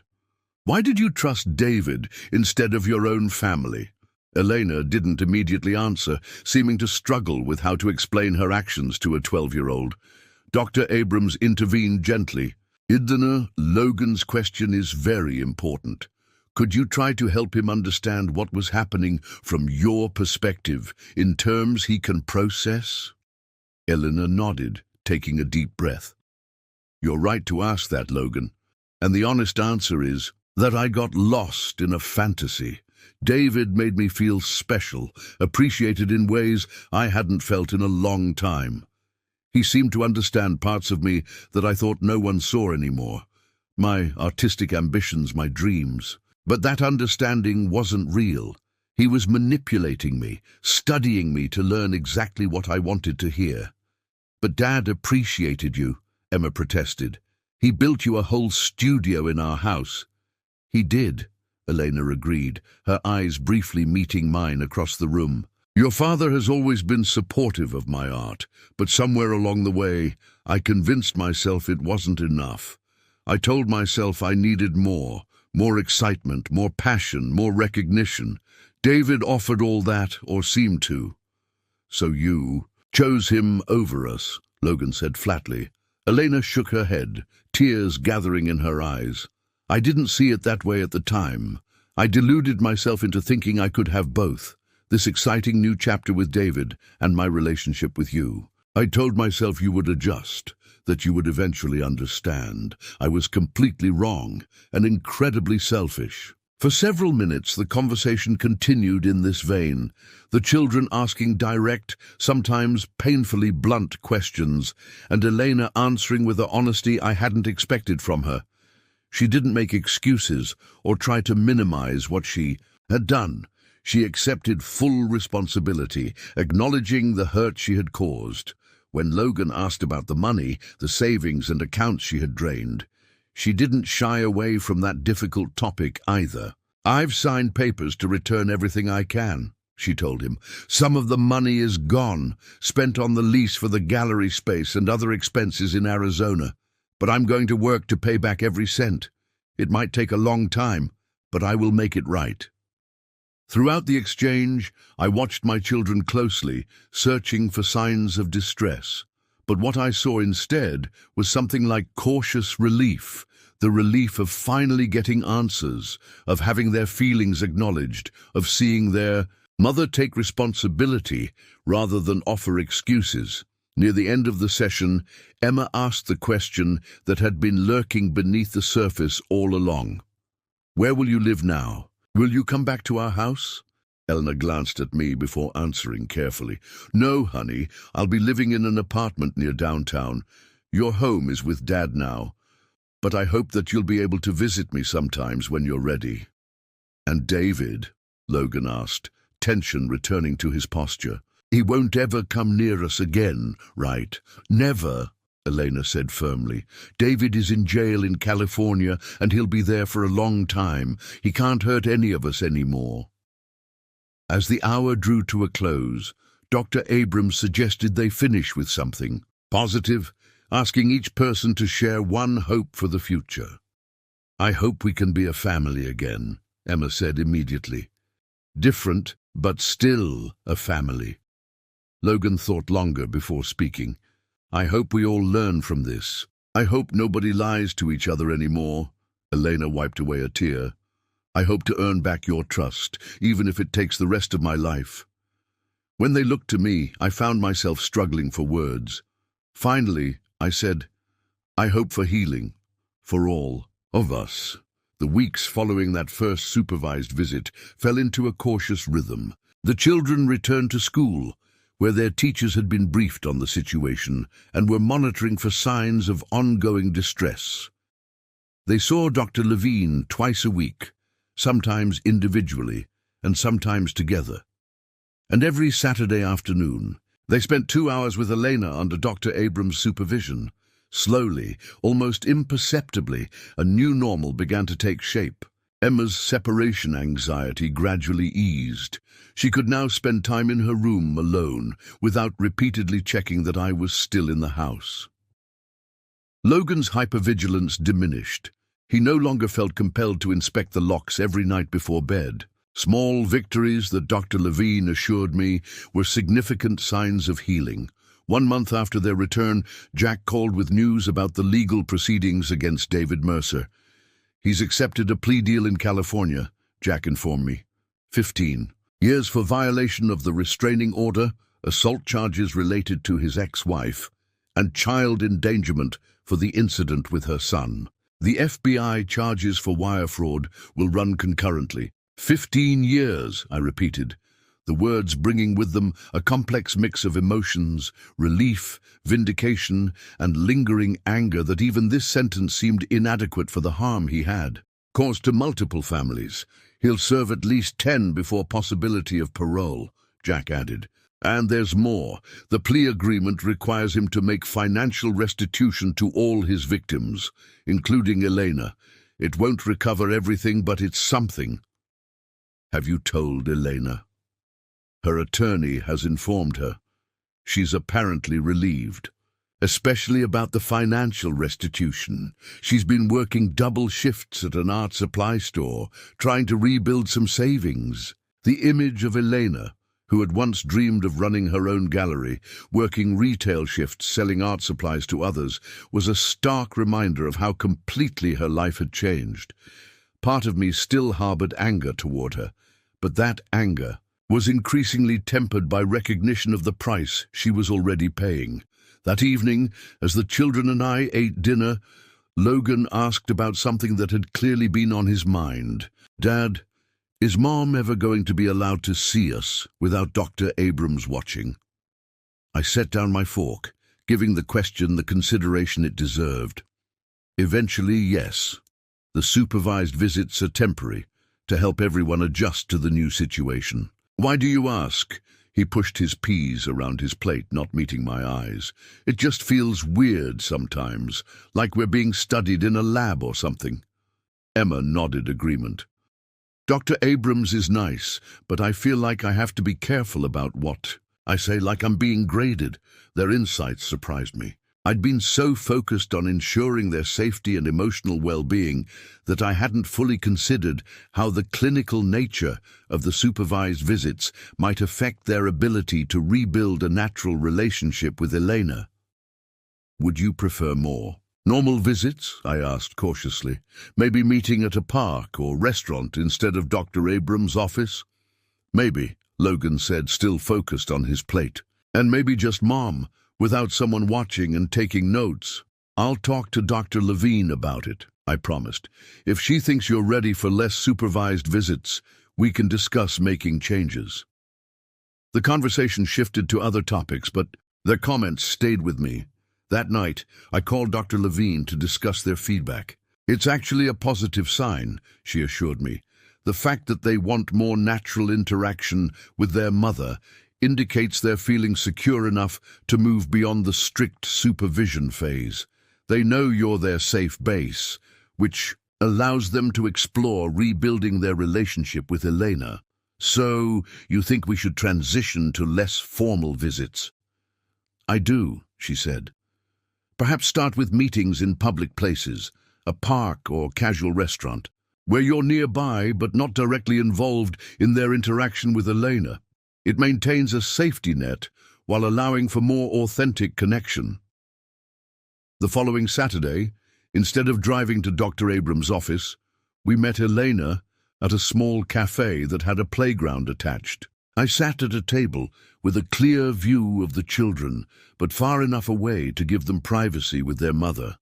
Watching them interact, Emma showing Elena her new friendship bracelet, Logan explaining the rules of a card game he'd learned at school, I was struck by how ordinary it appeared. A mother and her children sharing a Saturday afternoon, nothing to suggest the extraordinary circumstances that had led to this carefully orchestrated meeting. Elena caught my eye across the playground and offered a small, hesitant smile. Not the dazzling, confident smile I remembered from our early years together, but something more humble, more genuine, perhaps. I nodded acknowledgement, not quite ready to smile back, but no longer feeling the sharp edge of anger that had defined my feelings toward her for so long. That evening, as I tucked Emma into bed, she said something that caught me off guard. "Daddy, is it okay if I still love Mom, even after what she did?" The question pierced me, revealing the burden my 9-year-old had been carrying, fear that her continued love for her mother somehow betrayed me or invalidated the trauma we had all experienced. "Of course it's okay," I said, smoothing her hair back from her forehead. "Love isn't like a light switch that you can just turn off, and no matter what happened between your mom and me, she's still your mother. Loving her doesn't mean you're choosing sides or forgetting what happened." She seemed to consider this carefully. "Logan says he's still mad at her. Really mad sometimes." "That's okay too," I assured her. "You can love someone and still be angry with them. Feelings are complicated like that, especially in families." "Are you still mad at Mom?" she asked, her eyes searching mine. I paused, wanting to be honest without burdening her with adult complexities. "Sometimes," I admitted. "But I'm working on focusing on the future instead of the past. And the most important part of that future is making sure you and Logan are happy and healthy." She nodded, seemingly satisfied with this answer, and snuggled deeper under her covers. As I turned out her light, I realized I'd spoken a deeper truth than I'd initially recognized. The anger that had sustained me through those desperate days of searching for my children was gradually being replaced by something else. Not forgiveness, exactly, but a kind of weary acceptance that allowed me to focus on moving forward rather than looking back. The road ahead would still hold challenges. There would be custody arrangements to formalize, financial matters to resolve, emotional setbacks to navigate. But for the first time, I could envision a future where we all emerged from this ordeal not unscathed, but whole. 6 months after the children's return, my phone rang late on a Tuesday evening. I didn't recognize the number but answered anyway, perpetually on alert since the Arizona incident. "Marcus, it's Teresa, Elena's sister. We hadn't spoken since those first chaotic days after Elena left. She'd returned to her life in Chicago, maintaining contact with the children through occasional video calls, but largely staying on the periphery of our recovery process." "Teresa," I said, surprised, "is everything okay?" "Yes. Well, mostly." She hesitated. "I'm actually in Boston for a conference. I was hoping I might see the kids while I'm here. And I have some news about Elena I thought you should hear in person." We arranged to meet for coffee the next morning after I dropped the children at school. The cafe was quiet, just a few remote workers hunched over laptops and an elderly couple sharing a newspaper in the corner. Teresa hadn't changed much. The same practical ponytail, the same direct gaze, so different from her sister's more dramatic expressions. She looked tired, though, with shadows under her eyes that hadn't been there before. "The kids are doing well," I told her after we'd exchanged pleasantries. "Logan just won his school science fair, and Emma's been selected for the advanced dance program she auditioned for." Teresa smiled, genuine pleasure warming her features. Elena mentioned Logan's project, something about water filtration systems. She was so proud. The ease with which she referenced conversations with Elena caught me off guard. While I knew they'd reconciled after some initial friction over Elena's choices, I hadn't realized they were in regular contact. "You said you had news," I prompted. "Not ready to discuss the evolving relationship between Elena and the children." Teresa nodded, wrapping her hands around her coffee mug.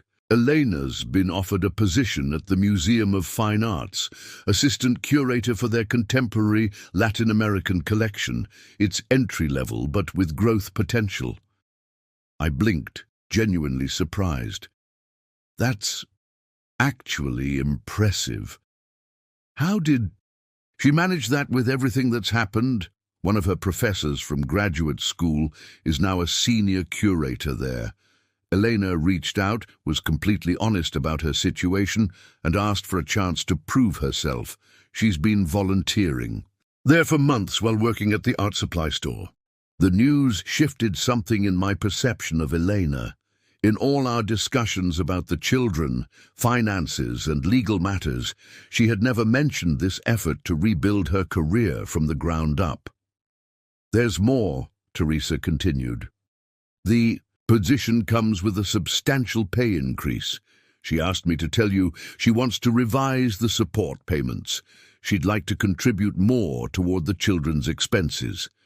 This was unexpected. Under our current arrangement, Elena paid a modest amount in child support, all she could manage on her retail salary. I hadn't pushed for more, knowing the financial devastation she'd experienced after the Arizona debacle.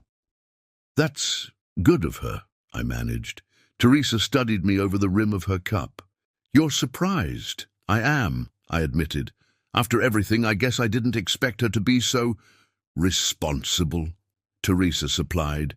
"She's been working really hard, Marcus, not just at her jobs but on herself. Therapy twice a week, financial management, classes, even a support group for people who've been manipulated by narcissists." She paused. "She's not the same person who left with David." I absorbed this information, trying to reconcile it with the Elena I'd interacted with over recent months. She had been appropriately contrite, certainly, and cooperative with all the legal and custodial arrangements. But I had interpreted that as calculated self-preservation rather than genuine growth. "Why didn't she tell me any of this herself?" I asked. Teresa's expression softened. "She didn't want you to think she was trying to score points or asking for special treatment. Her words were, 'I need to show change, not talk about it.'"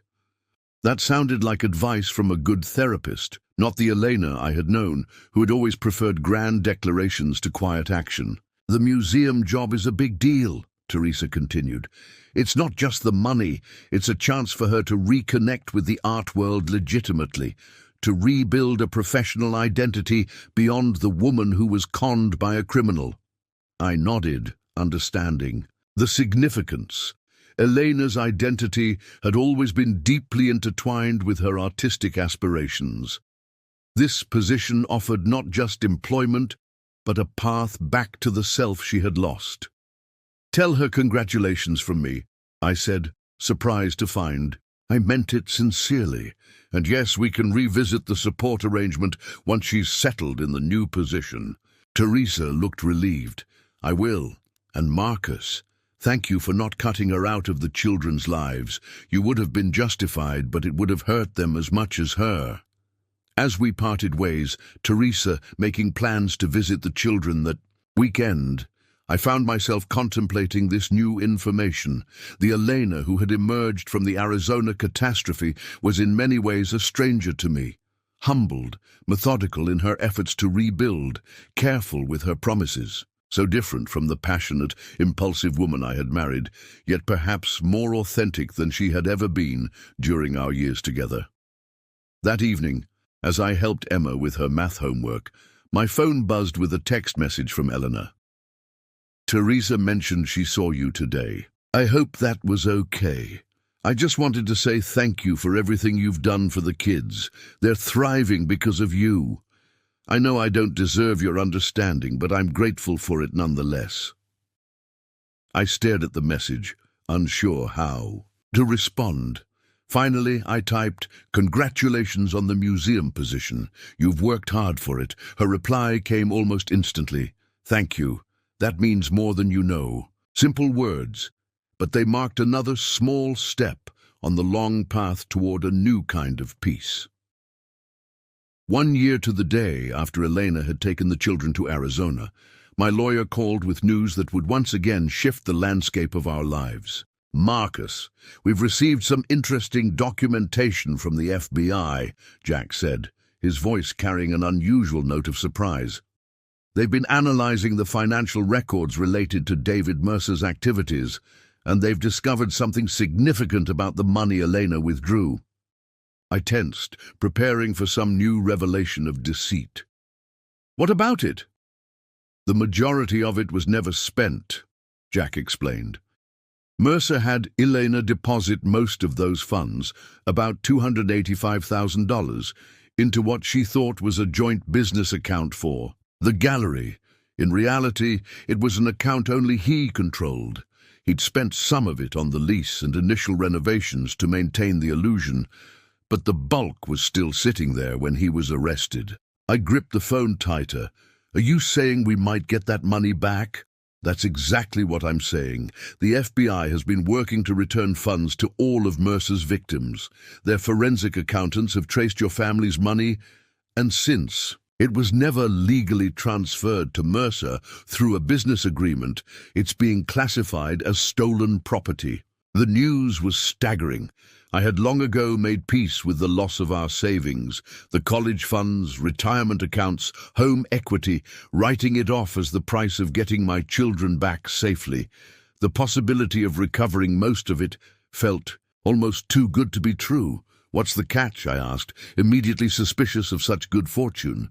"No catch," Jack assured me, "though there is a complication. Since the funds came from joint accounts and the withdrawals were technically legal at the time Elena made them, the money legally belongs to both of you, despite your subsequent divorce proceedings." "So we'll split it?" I asked, mentally calculating. How even half the recovered amount would restore much of what I'd lost. "That's one option," Jack confirmed. "Or you could negotiate a different arrangement. Given Elena's cooperation throughout the legal proceedings and her efforts to make financial amends, there might be room for discussion." After hanging up, I sat at my kitchen table, processing this unexpected development. The recovered money would change everything, restoring the children's college funds, rebuilding my depleted retirement account, perhaps even allowing for home improvements I'd postponed indefinitely. I found myself reaching for my phone, scrolling to Elena's number, before I'd fully decided what to say. Our communication had evolved over the past year from tense formality to a cautious, practical co-parenting relationship. We discussed the children's needs, coordinated schedules, occasionally even shared brief updates about our separate lives. But we'd never revisited the financial devastation her actions had caused. It had seemed a closed chapter, a loss to be accepted rather than relitigated. After several false starts, I finally composed a simple text. "Need to discuss something. Important regarding the FBI investigation. Can you talk this evening after the kids are asleep?" Her reply came quickly. "Of course. Everything okay?" "Yes, just some surprising news. I'll call around 9. That evening, after tucking Emma in and checking that Logan was absorbed in his homework, I stepped onto the back porch and made the call.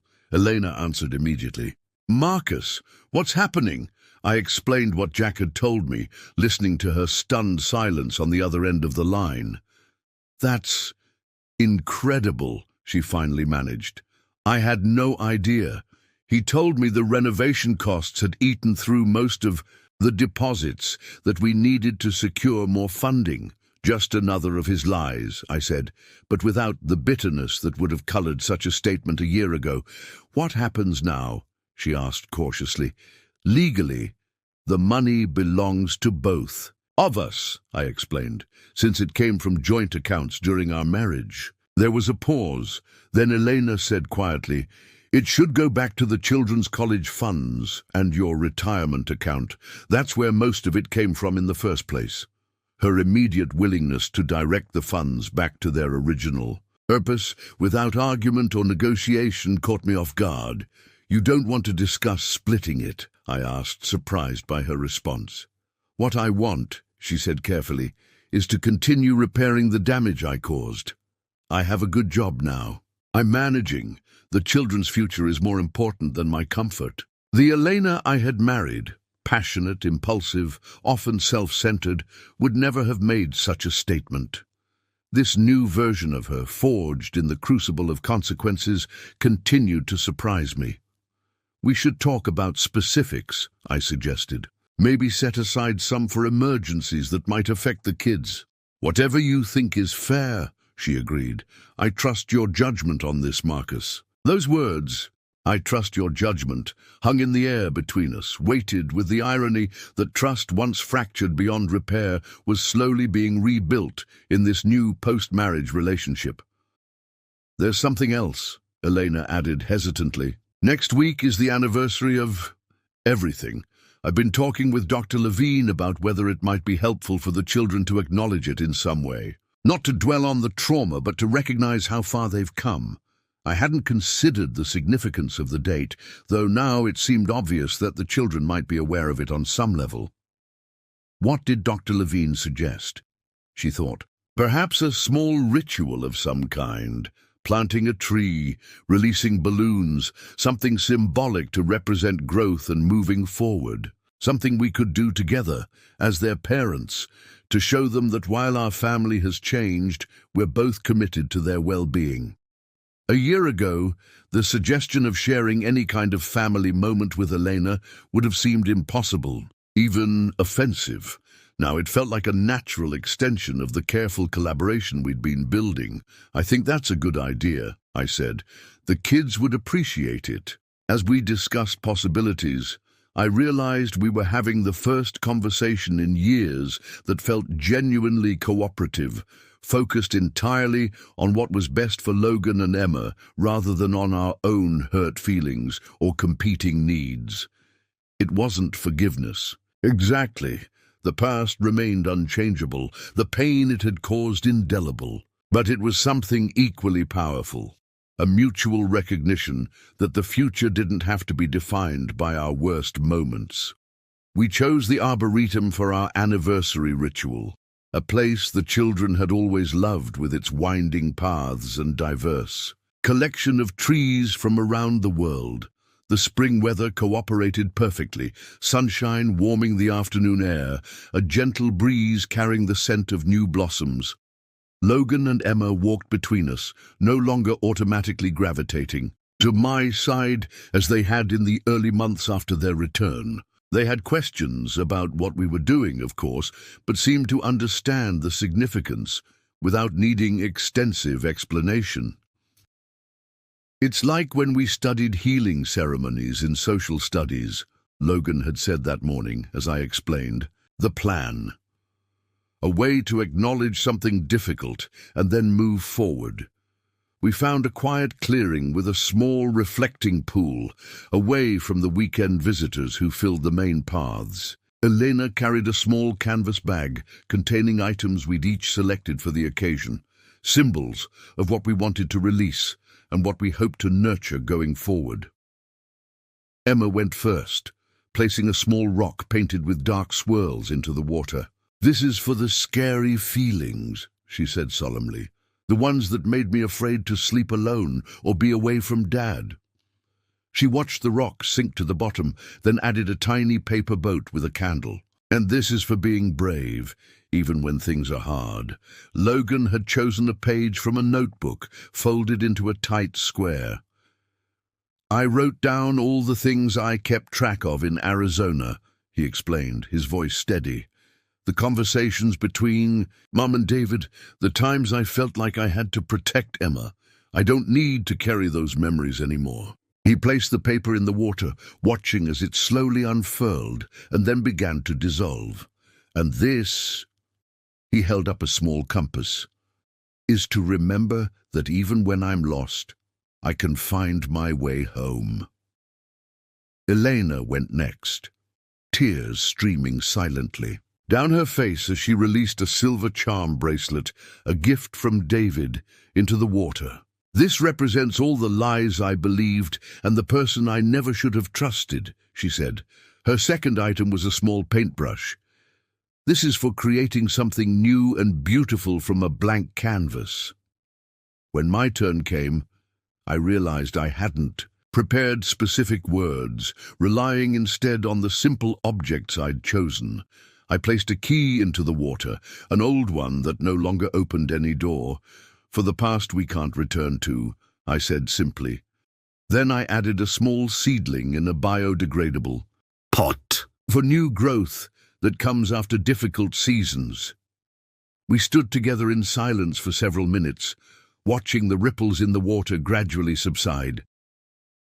Then Emma slipped her hand into mine, and Logan moved closer to Elena, who tentatively put her arm around his shoulders. He didn't pull away. It wasn't a magical healing or a fairy tale reconciliation. But as we walked back through the arboretum, the four of us moving together yet irrevocably changed, I felt something I hadn't expected. Not forgiveness or even closure, but acceptance. A recognition that our story hadn't ended with betrayal, but continued through healing, however imperfect. The path forward wouldn't be straight or easy, but at least now we were all walking in the same direction. It's been 2 years since my lawyer called with the news that would change everything. The discovery of David Mercer's criminal history, the revelation that my children were in danger, the beginning of the fight to bring them home. Logan is 14. Now, his voice deepening, his frame stretching taller seemingly by the day. The hypervigilance that once defined him has mellowed into a thoughtful perceptiveness that serves him well in school and relationships. He's still serious, still methodical, but he laughs more easily now. Last month, he won the state science competition with a project on water filtration systems inspired by our family's journey, taking something broken and making it clean again. Emma, at 11, has blossomed in ways I couldn't have imagined during those dark days. Her separation anxiety has transformed into a remarkable independence. She still dances, her natural grace now refined through dedicated practice, but she's also discovered a passion for storytelling. Everyone has a story, she told me recently. Even the hard ones deserve to be told. The recovered money made its way back to where it belonged. College funds restored, retirement accounts replenished, with a portion set aside in a joint emergency fund for the children's needs. The financial wounds, at least, have largely healed. Elena and I finalized our divorce 18 months ago, a surprisingly amicable process, given the circumstances that initiated it. The custody arrangement has evolved as the children have grown more comfortable with the new normal. They now spend every other weekend and one dinner each week at Elena's apartment, no supervision required. During school breaks, they sometimes stay with her for longer stretches, particularly when her work at the museum allows her to share special exhibitions with them. Last week, I received an invitation that would have seemed impossible 2 years ago. Elena is curating her first major exhibition, contemporary Latin American artists exploring themes of restoration and rebirth. The formal card included a handwritten note. The children would love for you to attend the opening night. So would none of this would have been possible without your grace during my darkest moments. I plan to go. Not because I've forgotten what happened, but because I've learned that moving forward doesn't require erasing the past. It requires building something new that acknowledges the fractures while refusing to be defined by them. David Mercer remains. In prison, his appeals exhausted, his attempts to contact Elena rebuffed. He's a chapter in our story, but no longer a threat to our present or future. The children rarely mention him now, though occasionally Logan will ask a thoughtful question about manipulation and psychology, his analytical mind still processing. How someone could so thoroughly deceive those around him. As for me, I've found my own path forward. The architectural firm made me partner last year, recognizing the work I'd continued to produce even during the family crisis. I've started dating occasionally, nothing serious yet, but enough to remember that connection is still possible, that trust can be rebuilt with the right foundation. Sometimes, on quiet evenings when the children are with Elena, I find myself looking at old family photos, not with the aching grief that once accompanied such retrospection, but with a complex appreciation for the journey we've all traveled. Those smiling faces captured in happier times couldn't have imagined the challenges ahead, but perhaps they also couldn't have imagined the strength that would emerge from those challenges. They say the deepest wounds are inflicted by those we trust the most. What they don't tell you is that healing from those wounds reveals capabilities you never knew you possessed. Resilience in the face of betrayal, capacity for growth amidst devastation, and the profound ability to redefine family in the aftermath of its fracturing. My children were taken from me, but they found their way back. Not to the life we had before, but to something different, something tempered by fire, tested by time, and ultimately stronger for having been broken and carefully, intentionally reassembled. If there's wisdom to be gained from our experience, perhaps it's this: family isn't defined by perfection or permanence. It's defined by the willingness to face difficult truths together, to prioritize healing over vengeance, to recognize that love isn't diminished by change, but rather revealed in its ability to adapt and endure. When my lawyer called that day with news that would change our lives, I couldn't have imagined standing where I am now, scarred but whole, changed but intact, guiding my children through a life that looks nothing like what we planned, yet contains everything that truly matters.